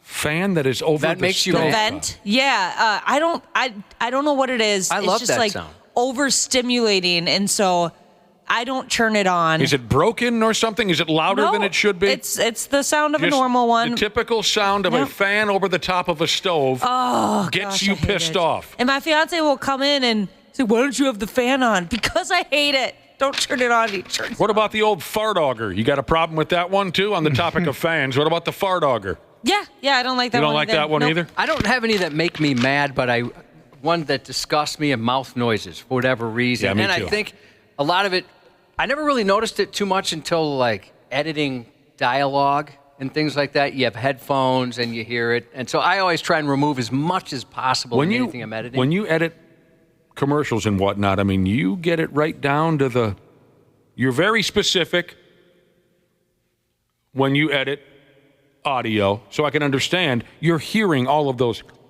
Oh, God. I hate those noises. Yeah, and I can understand how that would be grating, but that sounds logical to me. Your stove fan is very illogical. Yeah. Okay. And maybe we shouldn't focus so much on what's logical and what's not. I mean, it doesn't. What's a sound you hear that instantly makes you angry for no logical reason? And now the texts are coming in, and that's what we're looking for. 651-989-9393. The first one I read was someone who texted in, that dumb Vikings horn. He doesn't like that sumbitch Is at it all. a 715er? It's been erased at this point. Gotcha, it moved on. Okay. Thank you for your texts. We'll try to keep up with them as best we can, but they come in fast and furious. Here are some of the popular responses from the internet on a sound that instantly makes you angry for no logical reason. Boy, I've experienced a lot of this lately. Styrofoam rubbing on styrofoam. Oh, I hate that. Oh, yeah, that one kind of makes my shoulders do a little twerk here. Yes, the reason I've experienced a lot of that lately is I've had a lot of new furniture and whatnot delivered to the house, and my God, I am, Josh, in Hennepin County, I'm the king of cardboard and styrofoam from having all these... Got a lot of it? I'm getting rid of it slowly but surely. But I love breaking down boxes. Do you like that job? I have no problem. I have no problem breaking down boxes. I enjoy it. But when the styrofoam gets involved, I do get friggin' pissed. And when the styrofoam makes a mess too, it kind of crumbles a little bit. And I must clean up every little speck of it. So styrofoam rubbing on styrofoam, that sound absolutely unnerving. I forgot I wanted to mention, Nick, I know one that makes you turn into a little bit of a psycho lately is when you accidentally hit your bell. Yes, I enjoy using the bell for on-air purposes. When I bump, I don't know why. You're right, this is wildly illogical. When I bump into it while I'm working off-air and just kind of, like, I get friggin' pissed. I get it. I understand. I would too. This is a good one, and it's not necessarily a particular sound, but when commercials are way louder than the show. And I know specifically television, they're doing their best to, there's actually very specific rules now on loudness levels for commercials just to try and balance that out. But that is quite jarring. Like if you listen to a podcast, and if you have a good podcast editor, that's not going to happen. But sometimes, right, where that comes on and then your ears are gone. That's funny. So we end a break by saying, We'll be right back on the Half-Assed Morning Show. John's Pizza in Fridley is having a sale. It'll knock you right out of your shoes. All right, here's a sound that makes some people angry for no logical reason. Microwaves that keep beeping after you've opened the door. I got no problem with beeping microwaves. But my dryer sings to me every 15 minutes if I don't go get the clothes out. Yeah, me too. And it makes me really angry. It's like, I know. It just beeps? It plays like a little jingle. Oh. Yeah, mine will re-spin. And that makes me mad because for some reason in my head, I imagine that every spin that this wash machine or dryer has to do is like $50 more. Would it bother you if, I have an app that I use specifically because it's crazy annoying, and it's a reminders app? Because sometimes I notice, if I had a regular one, it would say, hey, don't forget to do this. And I'm like, oh, word, thanks a lot for reminding me. And then I completely tune out and I forget. I have a lot of notifications turned off for a lot of my apps that it F's me over in the long run, Josh, because I get so annoyed about getting notifications or something like that over and over and over again. That would make me insane. So Josh, were you saying you intentionally made your, what did you call it again? It's a reminders app, and its intention is to make it annoying. So that's the way it's designed. No, so you won't ignore it, and you will be reminded. It'll keep saying, until you tell it, I've finished this task, it'll keep saying, it's like the mom bit from Family Guy. Mom, mama. Mom, that type of thing, that's what it does to you. Josh, that would make me crazy. A sound that makes folks angry, maybe for no logical reason at all. Who in their right mind doesn't climb the walls when they hear the chirp of a dying battery in a smoke detector? Oh, and it's so loud, and it's hard. Sometimes for me, I have trouble telling which direction it's coming from. Mm-hmm. You're not the only one. I think everyone has. Because now we keep 5, 6 of them in the house. I remember when I grew up, we never had a smoke detector. And when we finally got one, there was just one in the middle of the house. Now people want them in every friggin' room. Yeah, you can't tell where it's coming from. I had the worst damn time years ago, staying at a girlfriend's house, middle of the night. I'm trying to get some sleep so I can come into this stupid program. Trying to get some sleep, and I hear the smoke detector chirping, and it's loud, and you have to deal with it. If you want to sleep. Maybe some folks can just move on with their lives, but I was trying to sleep. And this gal's apartment had high ceilings. The girlfriend whose place I was staying at, she's out of town. I don't know where she keeps a ladder. I walk around her apartment. She doesn't have a ladder. I have to call the superintendent at 2 o'clock in the morning. You see what I'm saying? Yeah. That's exhausting. The dog's going crazy because of the chirp. It tortures his ears. Okay. There's a couple good ones coming in regarding commercials, on that topic. Sirens in commercials when they're driving, dogs in commercials, doorbells. And I'll tell you, I've changed how I produce commercials because of listeners telling me things like that I wouldn't consider. We're not driving. When you produce these, there's a cop sound that's needed or a horn. I don't put those in commercials anymore because it scares the bejesus out of people or gets their dog going like crazy with the doorbell. Right. Do you guys know what this means? The Microsoft Teams alert? Thankfully, I've never had to use that. Well, isn't it the same alert as the Microsoft, what's their Outlook? Oh, is that the same alert? If it is, then I can see that being annoying. All right, smacking your mouth when eating. Sure. Folks who eat loudly. Josh mentioned just overall mouth noises. Cleavage to Beaver Jesus mentions, he's like, don't you have that app or whatever that picks up mouth noises? Yeah, so I do have a couple of audio editing tools where you can isolate the sound you don't want just to make sure you're not taking out sounds you do want, if that makes sense, right? It says, this is what we're taking out. So you can listen to just the mouth noises. I did play that he remembers I did play that on the air once, and it was from a clip where you couldn't really hear a lot of mouth noises, but I played it just to show you how much there actually is in regular dialogue, and my God, it was disgusting. I don't think I could do that to people again. Sounds that make us pissed off for no logical reason. When a fork scrapes a plate, doesn't bother me.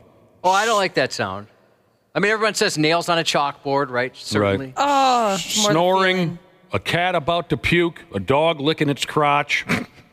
This person doesn't like whistling. Well, you wouldn't have liked growing up in my house. A lot of whistlers? Yeah, my mom and aunt were a couple of whistlers. Oh, yeah? They Like the whistle type all where the you time. put your thumb and your index finger and like make the circle. No, and make the just big one? whistling tunes. Oh, okay. A happy tune. People blowing their noses.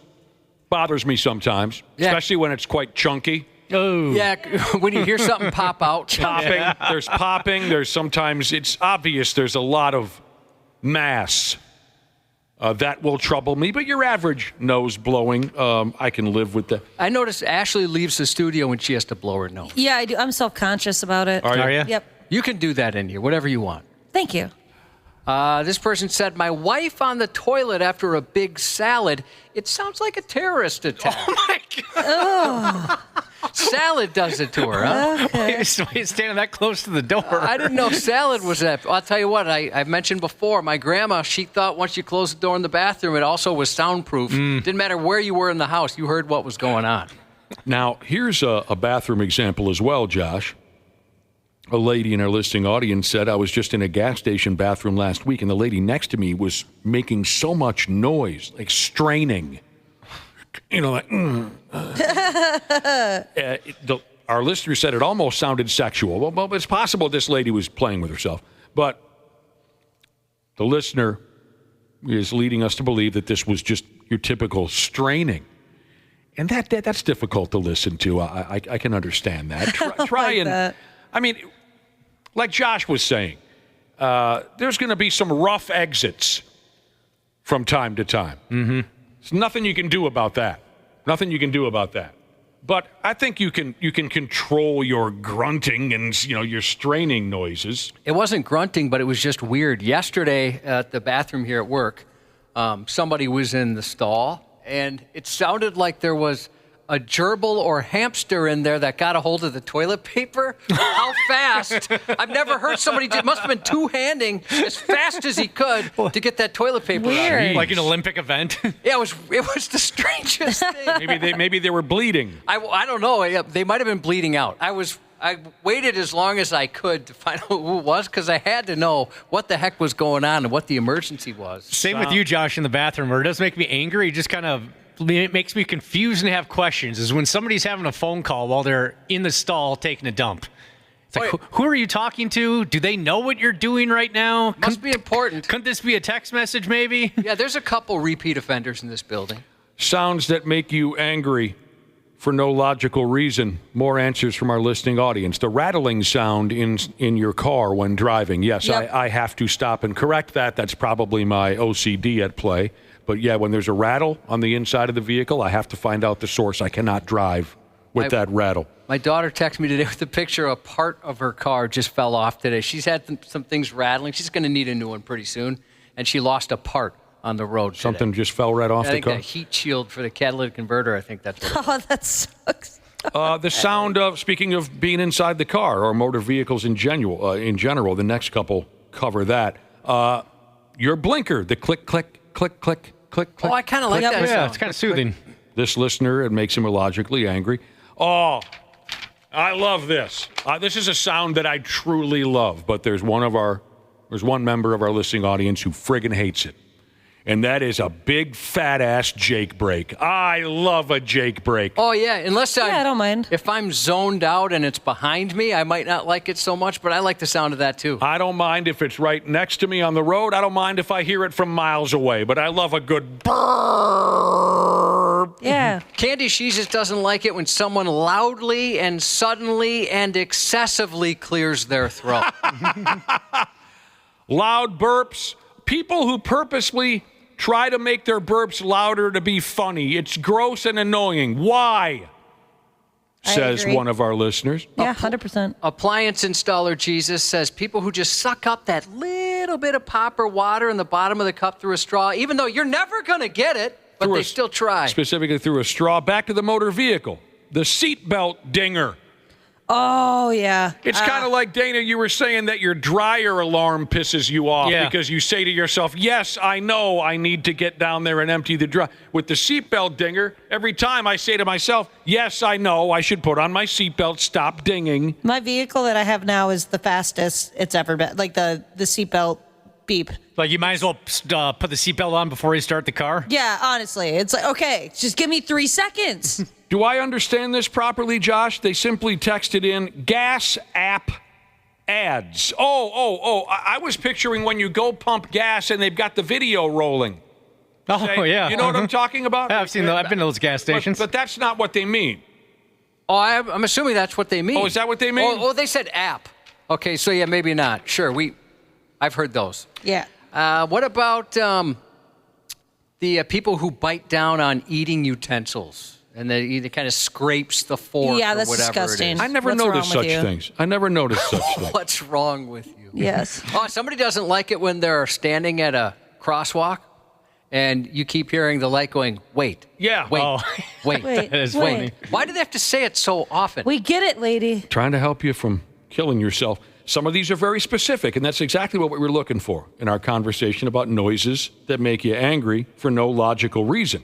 Here's someone who, for a living, restocks shelves at a grocery store. And specifically, when he or she are restocking the chip aisle, the constant sound of crunching makes them insane. Yeah, I can see that. The sound of wind blowing when you're watching a video on Facebook or TikTok. You know, where hey, we're at the Shania Twain concert. I can't even do it, because our microphones won't allow, but the wind overmodulates the video. It makes some people out there crazy. Oh, well, they won't allow us to do that. I tried to do it. I was like, it didn't really come across, did it? I can't imitate it. Oh. I can't imitate it. I'm retiring for real this time. I promise, Jesus. Whispering makes him very angry for some reason. When people are whispering and it's louder than they would if they would just talk, that annoys me. A lot of times, that's kind of how it goes, right? Especially when they're drunk. I'll try anything 4 times. Jesus doesn't like it when there's police sirens and porn because it always makes him think he's about to get pulled over. I better put my phone down here. All right, I'm going to close you out with 3 finals. Farting ketchup bottles. Yeah. Crunchy snow. And a quaif. Well, we've learned through many, many contests on the show, you can tell the difference between a quaif and a fart. You can. With enough practice. If you practice and listen closely. Go ahead, Ashley. Sorry. You were saying something? I was just going to mention that I, especially the ketchup bottles, those making noise when you're towards the end of them. Every single time that happens, I know my fiance is going to say something, and I'm at the point where I'm just going to chuck the bottle at him. He's going to say something? Yeah, he's always like, ha, ha, ha, ha. He finds it. Excuse you. And I'm like, shut up. Yeah, that's stupid. That's funny. Shut up. I sometimes live my life that way too, Ashley, while I'll avoid something simply because I don't want the response I know a particular person's going to give. Yes. You know exactly where they're going to go, and it's like, all right, I guess I'm just going to avoid this because I don't need to hear that. That is so mean. Half-assed morning show. Please stop masturbating. On 93X. C. Willie Miles and Janelle Klein are here joining us, and we're having a good time. We're getting her done. Where should we go? Where should we go next with this? We win this contest every year. America wins this contest every year. A study found that America swears more than any other country. And here we are, ironically enough, sitting with the 2 cleanest people we know, Josh. Yeah, it is kind of ironic. The 2 cleanest people we know. And it's weird. I'm impressed. I'm not trying to poke fun. I'm complimenting the both of you. It is very difficult to get a curse word out of C. Willie Miles or 40 feet of Norwegian heat. Janelle Klein. Love it. Very difficult to get a curse word out of either one of you. And if folks are, maybe there's 1 or 2 people saying, well, yeah, you're on the radio. No, I'm talking about off air, right? Drinking, carrying on, whatever setting it might be. I've never heard C. Willie swear. I've heard Janelle a couple of times. Yeah, a couple times. Just a couple times. So was that a big no-no in your household growing up using foul? It was. Yeah, I would have gotten in big trouble for Me that. too, but my dad had a free pass, that's for sure. Oh, so did my dad. Every other word was a swear. Every other word, yes. Yeah, same here. I actually remember the day on the school bus. I think I was in the 3rd grade, where the older kids forced me to swear. Held you down? Yeah, they were genuinely upset and angry at me because I refused to do it. It just wouldn't physically come out of my mouth. So your folks were very strict about it as well? Yeah. Well, that didn't play into your adult life. Definitely not, no. But for C. Willie and Janelle Klein. I cuss like crazy. Yeah, me too. Well, my son, he's the youngest by 9 years. His closest sibling is 9 years. So the older two kids would try and get him to swear at a very young age. Or of course, give the finger and stuff like that. So he learned a lot of dirty words, like almost as early as he could talk. Yeah. They were teaching him these things. That's fun, though. I had the same, growing up for me, our mother did not like it. And she would get a little pissed off. My dad, never said anything. And his buddies, kind of like Josh was explaining, his buddies growing up, they taught my brother and I things that we should not have known at a young age. So we were kind of rock stars on the playground because we knew how to use all these words fluently in sentences. And people, the other kids our age were like, what the? I don't even understand. You were so cool. I don't even understand what you just said. So do you remember any specific punishments? Did you get the bar of soap in the yap and all that when you would Janelle and C. Willie? No, man. I was pretty slick when I was a kid, man. And I because I had, and I've told the story a gazillion times. I had 9 older sisters to learn from. When you got 9 older sisters, man, you look at them and you go, after the 4th girl, I mean, what wasn't you paying attention to? I'm not going to do that. You were afraid to cross the line exactly. in any way. In any way. Because I had enough, visual sense to see that there was just no, there was no way out that was going to be unpunishable. If your parents didn't get you, they would. Yeah. Your sisters. Yeah. But they tried them over and over and over. And I'm looking, I'm like, it's like crossing a moat and everybody gets eaten. And you still try to cross the moat. I was like, I'm not going to cross the moat. I'm just going to stay over here. Was it Willie, you said your dad had a foul mouth. Oh. What about your mother? I bet she was clean as a whistle. Yeah, no. Yeah. No, she never did. But she had those pork chops size hands. When you said something, man, you felt it. You got a crack across the ass. Yeah, you felt like it had a big bone in it when she hit you. All of our mothers fairly clean? Oh, yeah. Absolutely. Yes. Okay. For the most part, yeah. As she's gotten older, she lets the swear words come out a little bit more. Yeah, my mom cusses a lot more now that I'm grown up, but when I was younger, she kept it pretty clean. Yeah, you see, my mother growing up, I guess it depends on what you think of personally as a harsh curse word. My mother would dump GD and the S word, BS, things like that. But you never heard the F word. Right. You never heard some of the more harsh stuff. So where I'm going with this is, a number of years ago, my mother dumped the hardest curse word I'd ever heard her say out loud before. And it was still kind of shocking, even though at the time I was probably 40 years old, when my mother said cluster F. Why did she know that word? She referred to, because she was married to my dad twice. She said the word cluster F out loud, and it kind of took my breath away.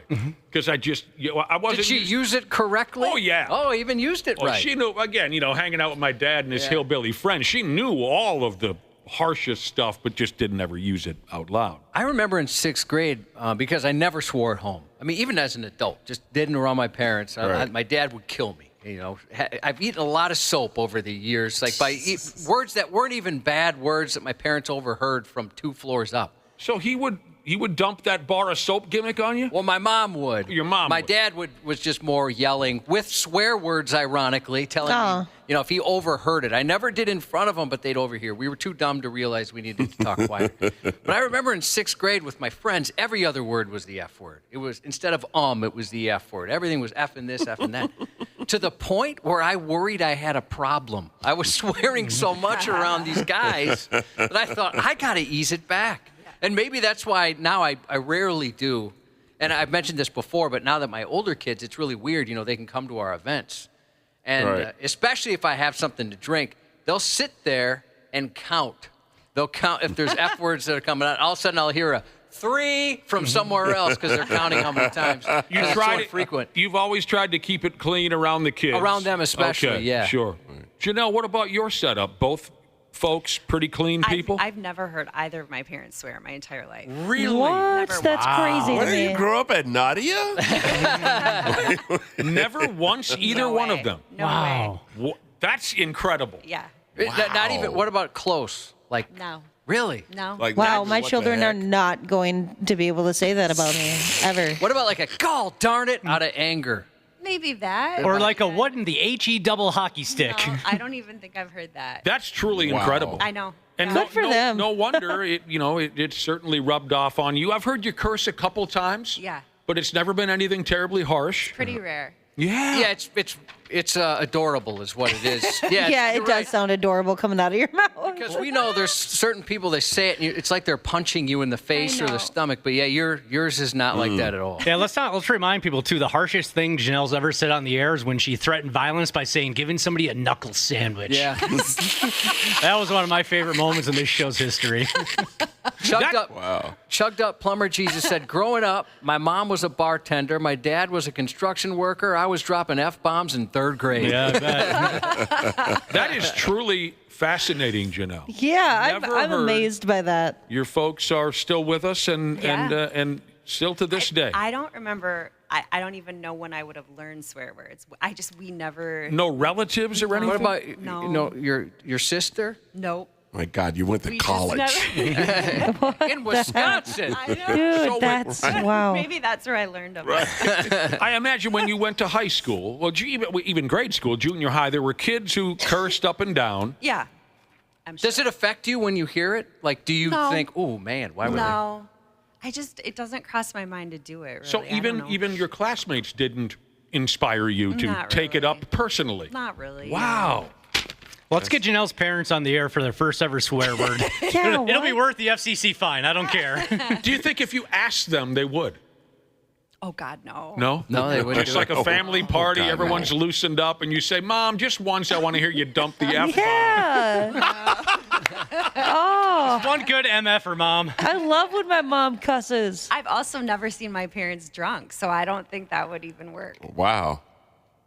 Man, That makes you more wouldn't fit in sense with our than families, the cussing. Janelle. I've never seen my parents drunk. Yeah. I've only Yeah. seen my mom actually drink like half a Bartles and James at a barbecue once every 5 years. I think that's more normal. Okay, well, see, The Willie, drunk you're not a thing. drinker. What about your folks? Yeah, my dad was. My Okay. dad was a drinker. I've seen him toasted. Okay. My dad was a fun drunk, though. My Okay. dad was like, the more he drank, the funnier he got, And that's where I get a lot of my humor from, is my dad. My dad was hilarious. Gave everybody a nickname. That was my dad. My dad was a guy that gave you your nickname. Well, what was your nickname? When I was, Did he give you a nickname also? no, he would name his kids. Oh. Just all the neighborhood kids. Oh, because I had nicknames. Yeah. I was Louie. Yep. My dad called my brother and I Gus and Louie. Gus and Louis. Yeah. Ask me about Cute. CrossFit Jesus. Text in Janelle the question for you. Of course, Janelle has never sworn, but how about Stephanie Luce? If you haven't heard the story, that's your alter ego. I don't think so. Stephanie Luce never has? Probably not. I just can't imagine. Janelle, I can't imagine telling that story. Never heard your parents or anyone in your family or your sister cuss. Nobody. Yeah, I'm in disbelief. That's crazy to me. And then, I guess the no drinking stuff comes into play. It's just Yeah, I mean, that they was drink. mind-blowing. They drink. I mean, I'm at not saying home. That. Like, Wait, no. I'm sorry. You've never seen him drunk. Yeah, I've just never seen Never them seen drunk. him drunk. Right. We've been talking about our folks and how they brought us up. The conversation started by reading this fact, and we win this title every year. A new study found that Americans swear more than any other folks around the world. So we started talking about our upbringing and our folks. Did they swear? Did they drink? This and that. The most fascinating fact we learned was that Janelle Klein has never heard her parents or any member of her family swear once in her lifetime. That is absolutely gripping information. And That is very surprising. And you never saw your folks drunk. Nope. Not a year like. So we've all had different upbringings, and that's what makes it so interesting. Couple text messages. Chris texted in to say, my parents rarely swore when I was growing up. To this day, I'm 52. I've only sworn in front of my parents once each. That's just the way we grew up. And it's not a bad thing at all. No, it's not a bad thing. No. No one ever said that. Never swore in front of. I have yet. My dad's passed. Never swore in front of him. My mom, haven't sworn in front of her. That's incredible. I haven't either. I never did. Me and my parents swear together. I like some family bonding. Yeah. Like a dueling banjo swear off? Yeah. See, Willie, never once in front of Not your once. Josh, never once. Nope. No. Not even S, not even GD. No. Well, no, I don't think so. Wow. I might have thrown out like a Jesus or something. That is crazy. Ooh, Jesus, that was a close call or something like that. Here's like I said, they've overheard it, but I would never on purpose. That's just truly something, in my opinion. Here's a text message that came in. A listener says, I'm bilingual, English and swearing. Here's a listener who says, I just turned 38, and now that I think about it, I think I can count on one hand the times I've seen my dad sober. Sorry to hear that. You guys know I'm a bit of the bad boy here on the program. Yeah. True story. And I can prove that. We were starting to watch this show as a family. It's like for young adults. And there's so much swearing after the first couple episodes, like it's frustrating me. And I realized, why am I getting so worked up over this? But it's just so unnecessary and it's constant that it's kind of annoying. You know, it's different to me if it's just a part of it and it makes sense. It's actual conversations. But you can tell the writers are going, we're going to be real cool and throw in some swear words here. Does it make you uncomfortable just simply to see young people swearing? Yeah, that's part of it. It's just because it seems so forced. Right. And I think that's probably a big reason. It makes me uncomfortable seeing young people swear. I've been going on walks lately, and there's a local park by my house that I've been going to. And there's like these 3 middle school kids that are always there, these girls, and they're always cussing up a storm. And I'm just like, oh, the disrespect to do that in public. And they're like around other, grown adults, like people in their 40s and 50s.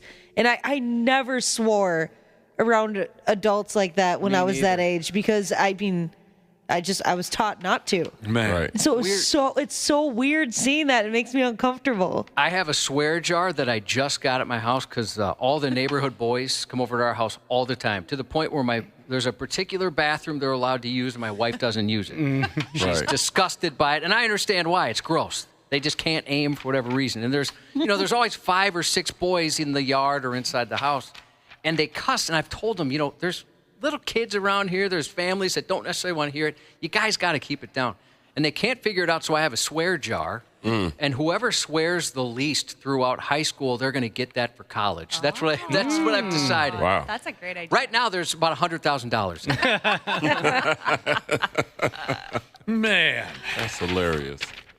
I mentioned earlier that my dad was always wide open. Not that he was, a foul person overall, He could dial it back when he needed to, but my brother and I and my dad, we were very free to speak however we wanted to speak. My mother was much more careful about it. As far as foul language goes, hopefully you'll enjoy this little story. I don't know, 15 years ago, I was visiting my folks' place up north. I think it was Christmas Eve. Everyone else had gone to bed. My dad and I were still sitting at the kitchen table, ripping through cans of Budweiser and having a good time. And again, my dad wasn't a foul guy. He was never the worst in the bunch as far as foul language, but he did have one crutch. He did use the word CSer now and again, and he would use it in funny ways. Like he would say, hey, remember that old guy, Roger, that I used to drive truck with? Remember that old CSer, right? Or he would say things like, hey, grab me my fishing rod over there. Grab that CSer for me real quick. Okay. So my dad and I are sitting there just drinking beer and talking. We thought everyone else was asleep. And my dad had used the CS a few times during our conversation. And suddenly we hear my mother, who had come down the stairs. We did not know she was there. My mother comes down the stairs and says, excuse me. And we said, yeah? And she said, if I hear, this is how she put it, CS out loud one more time. I'm going to cut the power in the house, and you'll have to drink in the dark. Whoa. Wow. She was done. Yep, she was done hearing that from the upstairs. This is the same woman who threatened to call the police on my dad once for throwing a microwave in the garbage, and told him once that he should not be allowed to mow the lawn with his shirt off. What? Wow. Okay, that's okay. I love her. That's awesome. Thank you so much, Janelle and C. Willie. The half-assed morning show. Minnesota's 93X. Yeah, I don't know why he says that so angrily. Welcome back to the Effin' Programski, and we've got our closest pals to keep us company this morning, Janelle Klein and C. Willie Miles. You two almost make this gig bearable. I think it's Janelle. Janelle's microphone again is not working, and we can't figure this out. Turn the thing up. Hello? Hello? There you Hey, are. look at that. Shout your ass off, Janelle. Does it sound low? Yeah, sorry. Janelle has the junior varsity microphone this morning. So, thanks both of you for stopping by. You know, Smashley's got a brand new urchin, a brand new baby boy that she just narrowly avoided having out of wedlock. Yeah, just within like a couple of months. Wow. Yeah. That was planned. It was a close one. It was planned. That's why we got married. Ashley, Just do you kidding. need any help from us so far in raising this child, or do you think you and your husband have a handle on it? I think we're doing a pretty good job. Yeah. Yeah, he Don't be seems to afraid be- to ask. He seems to be doing better than average, actually. Do we collectively get the chance to be the cool work uncle and aunts? Oh, of course. What do you think about that, Cubby, being like the cool... That's my dream this whole time. Well, She even got me a T-shirt that says honorary uncle. Oh. Yeah. Oh, is that right? Yeah, one of my favorite shirts. You are the most excited person about... how do I say this? You were more excited about this baby than I think Ashley was. Probably for a little while. Yeah, I was almost weirdly excited. I don't know why I was so... I looked at it like I was going to be a grandfather or something. I don't know. I got in my head. I was very excited, for sure. Okay. So you're giving us the green light. You'd allow us to kind of be the cool uncles and aunts to this child. At least I hope we can be cool. Yeah, I'd love that. I was just reading something, tips on how we could become the fun uncles, aunts for Ashley's little baby boy. A lot of the tips are kind of boring, except for a couple of them.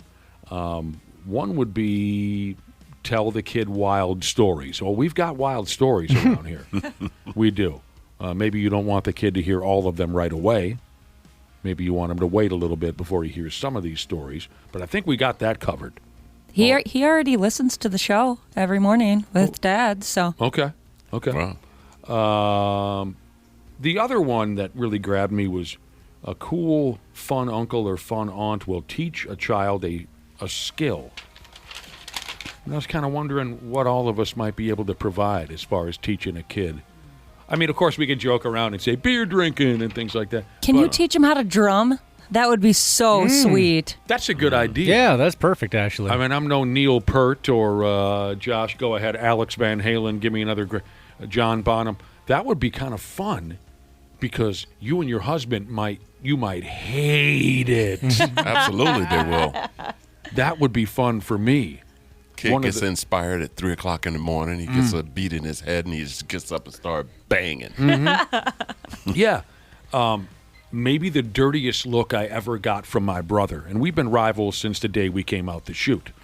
Maybe the dirtiest look my brother ever gave me was when I gifted his little boy a drum set for Christmas. Whoa. Yeah, I've heard that that's a dirty move. Dude. I didn't realize that kind of thing pissed people off before I had kids. I mean, I never really cared. But, yeah, if you get them a toy that's loud, folks would be enraged that you did something like that.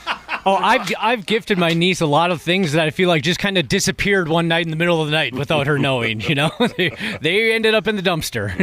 That's awesome. My brother-in-law, his little girl turned 2 not too long ago, and we gifted her or them like a kid's version of a like bird call. So it has like a bunch of different animal noises. Oh, and it's makes. just constant, right? Is that what happened? The kid just would not stop. It's great. I don't know how some of yous do it. I don't know how you have the patience for some of that stuff. But, yeah, I think my brother's son was 3 or something. And I think I may have heard a friend of mine said, knowing my relationship with my brother, how we kind of get a little pissy with each other now and again, a buddy of mine suggested, he said, you want to piss your brother off, get that kid a drum set. And when he unwrapped that damn thing, my brother looked at me like, I'll kill you where you stand. You So, I mean, that's not a bad... Josh, you could be the guy that teaches this kid techie stuff. Yeah, nobody wants to learn that, though. They don't? Yeah, Kids these days? I thought kids these days were all about techie stuff. Well, usually, I mean, the stuff they're into is totally different. I mean, teaching a kid bad words is kind of fun. Well, yeah. Or how to give the finger. Oh, my dad's pumped about that. He loves teaching kids how to swear. It is adorable. I loved, when I was little, I loved hanging out with my dad's buddies because my brother and I learned all the great stuff way before anyone else at our school, way before. We were breaking new ground at our elementary school.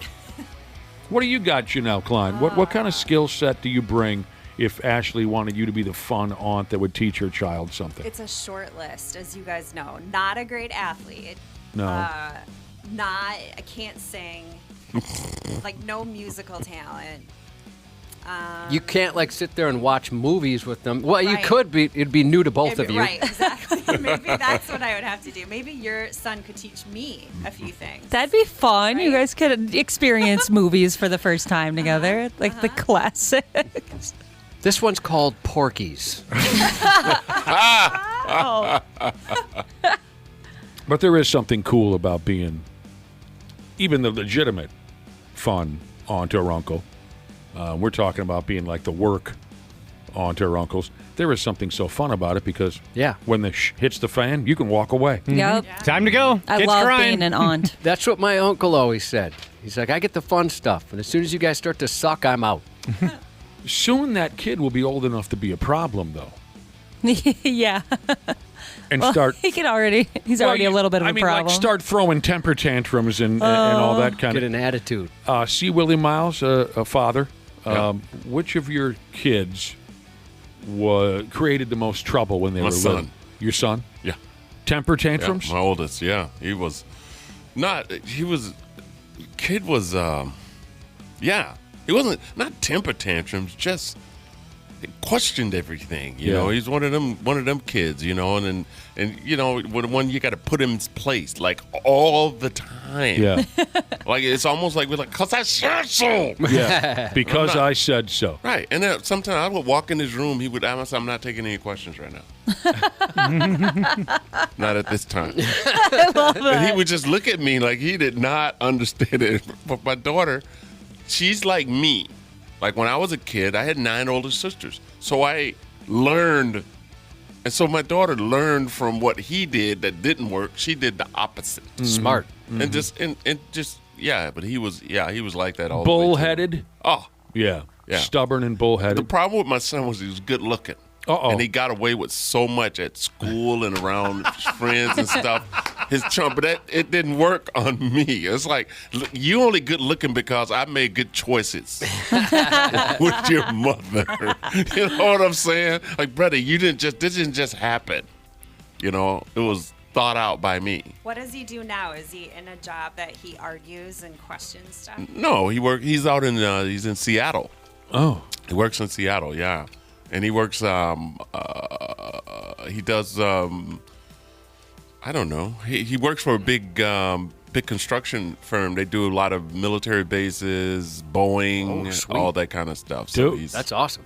Yeah. So he's still a good-looking guy, but it just, you know what I mean? It's just, but I don't have to worry about it no more. It's not my problem. Soon Ashley's kid will become old enough to be a problem. The 93X Half-Assed Morning Show. All right, all you procrastinators, enough is enough. It's November and the you-know-what is about to hit the fan. Time to hit up my friends at Standard Heating and Air Conditioning and get that furnace cranked on and get it winter ready. Dana here. November's also the final tune-up deal of the year at Standard. You can get $20 off your furnace fix when you make an appointment and mention 93X. Yeah, I know we're all hardy Minnesotans around here, and you're probably saving up to buy me a sweet, sweet Christmas gift, but don't roll the dice on your furnace. Time to prep and protect. Book that tune-up today at standardheating.com. That's standardheating.com. This episode is brought to you by Progressive Insurance. You chose to hit play on this podcast today. Smart choice. Progressive loves to help people make smart choices. That's why they offer a tool called Auto Quote Explorer that allows you to compare your Progressive car insurance quote with rates from other companies.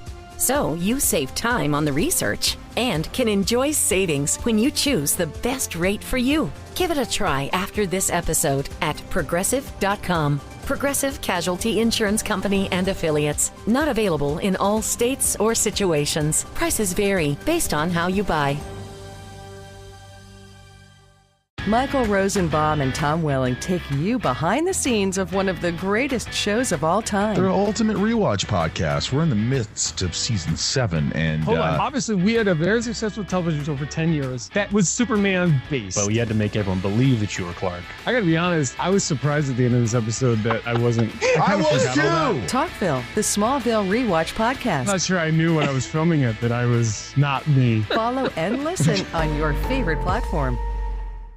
Half-Ass Morning Show, 93X. Yes, see William Miles and Janelle Klein in studio. So we were talking about little kids. Smashley now has one of her own. We came around to rapping about how right now that little baby is just a little baby. Josh has said it before. They're stupid. Little babies are stupid. They don't give you much. They don't even know. They don't even understand what the hell's going on. But soon enough, that kid's going to be old enough to start trouble with you. Temper tantrums, this and that kind of a thing. In front of me, parents online cut loose with some of the most ridiculous meltdowns their children ever had. Can you think, before I get into it, can you think of one that you had? You were a little kid, you blew up, you went nuts, you this, that kind of a thing? Anybody? Oh, I had plenty of meltdowns. I did it all the time as well. I don't remember specifically why I would melt down, but I do remember what the way I would punish my parents is I would go on like a food strike. Oh. So I'd say, I'm not going to eat dinner. Yeah. And I remember I would sit by my bedroom door so that they couldn't get into my bedroom. And they're like, block the door. All right, kid. Yeah, sure. And it felt like I was doing this for like hours and hours, and I was really sticking it to them, but it was probably like 2 hours at max. I remember you bringing up your hunger strikes before. What was I doing? I would just get really, really pissed off about something. And it wasn't I didn't get what I want type of a thing. I wasn't that type of a kid. I wasn't a me, I need, I want kind of a kid. But just something would piss me off, and I'd make sure the whole friggin' neighborhood knew about it. I would go wild, screaming, and it was just a tornado of noise. Janelle Klein, you always been a cool character. Were you the type of kid that ever had a meltdown? Yeah, I can't remember any. Of course you didn't. Yeah. I don't know. Unbelievable. I don't know. Josh, you mentioned you had a temper when you were a kid and you'd fight now and again. Yeah, I never had a meltdown at home. I was too scared of my dad. But I thought of a couple from my youngest. Actually, my wife texted to help me with this. Your godson. More importantly, my godson. He had a meltdown when he found out wrestling was predetermined. I mean, he was bawling when he found out the WWE wasn't legit fighting. Hey, I feel that. That's a tough day for any man. He just really had a meltdown. And then there was another, it was weird. My wife, for the majority of the time, she works at a gym, her hair's in a ponytail, almost always. So anytime she'd put her hair down, when he was a baby, he would freak out. Because maybe he didn't recognize her or what. Oh, sure. And even when he got a little bit older where he could talk, he'd tell, put it in a ponytail. He just didn't like her with her hair down. Dang. A couple weird meltdowns there. He's like, you look bad like that.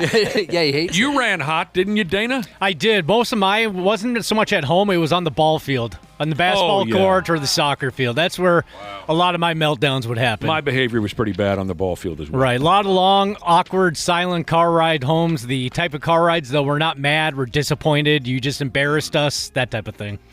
I would often just deliver the most disgusting cheap shot you had seen all season long. There was a boiling point, and then someone had to have, the butt end of my stick in their Adam's apple. Yeah. It was horrible. My mother was so ashamed of me. Here are some of these meltdowns from online folks. Parents talking about the most ridiculous reasons their kid threw a tantrum. This parent says school was over, and that was completely unacceptable to my 4-year-old. He straight up starfished himself on the sidewalk. So the entire school had to step over him as he screamed about how he does not want to go home. I don't want to go home. And he said, this parent said, it made me look like the worst parent in the world. It makes, you're probably wondering, or you're concerned that other parents are wondering, like, why doesn't that kid want to go home? Right. What do they do to him at home? That's going to change for that kid. It's going to be the other way around. It's not always going to be, oh, no, school's over. Were your kids too intimidated by you, C. Willie Miles? Because you strike me as a kind of dad that, lays down the law. Were they too intimidated to act like that around you? Absolutely. They were? Absolutely. I was the dad. Okay. I was It's the dad's funny. dad. It's so odd, though, how kids can just bust a spring out of nowhere. It can be very hilarious, actually, personally speaking. But I like that. I like even fully grown adults when they just completely give way. That can be a lot of fun for me. Hot Mom Sheeza said her 5-year-old melted down hard last week because dinosaurs are dead. She was so excited to meet a dinosaur. I get it. Yeah. That's great. I like that she put all caps hard. All right, Freaked again, out. parents talking about the most ridiculous reasons their kid threw a tantrum. I think you'll like this one. It's tough for me to say out loud, but I'm going to go ahead anyway. He dropped his booger in the driveway and couldn't find it. Oh, no. Oh, no. That reminds me of another one. Awful. Wanted to keep it. Your godson once lost a booger, and he said, my booger, my precious booger. He couldn't find it. Oh, God, I almost... You know how you start to salivate a little bit Yeah. before you throw up? Oh, I just thought of one kind of similar to that. When I was a little kid and, I'd pee in the toilet, I loved that it would make bubbles in the toilet. And then when the bubbles would go away, I'd get really sad. Jesus Christ.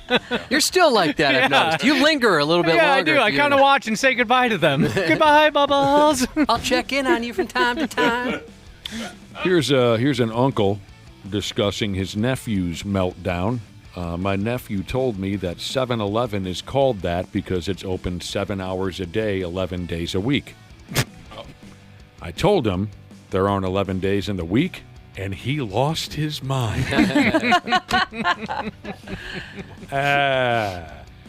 Dude finished off his text by saying, don't correct the toddler if it doesn't matter in the long run.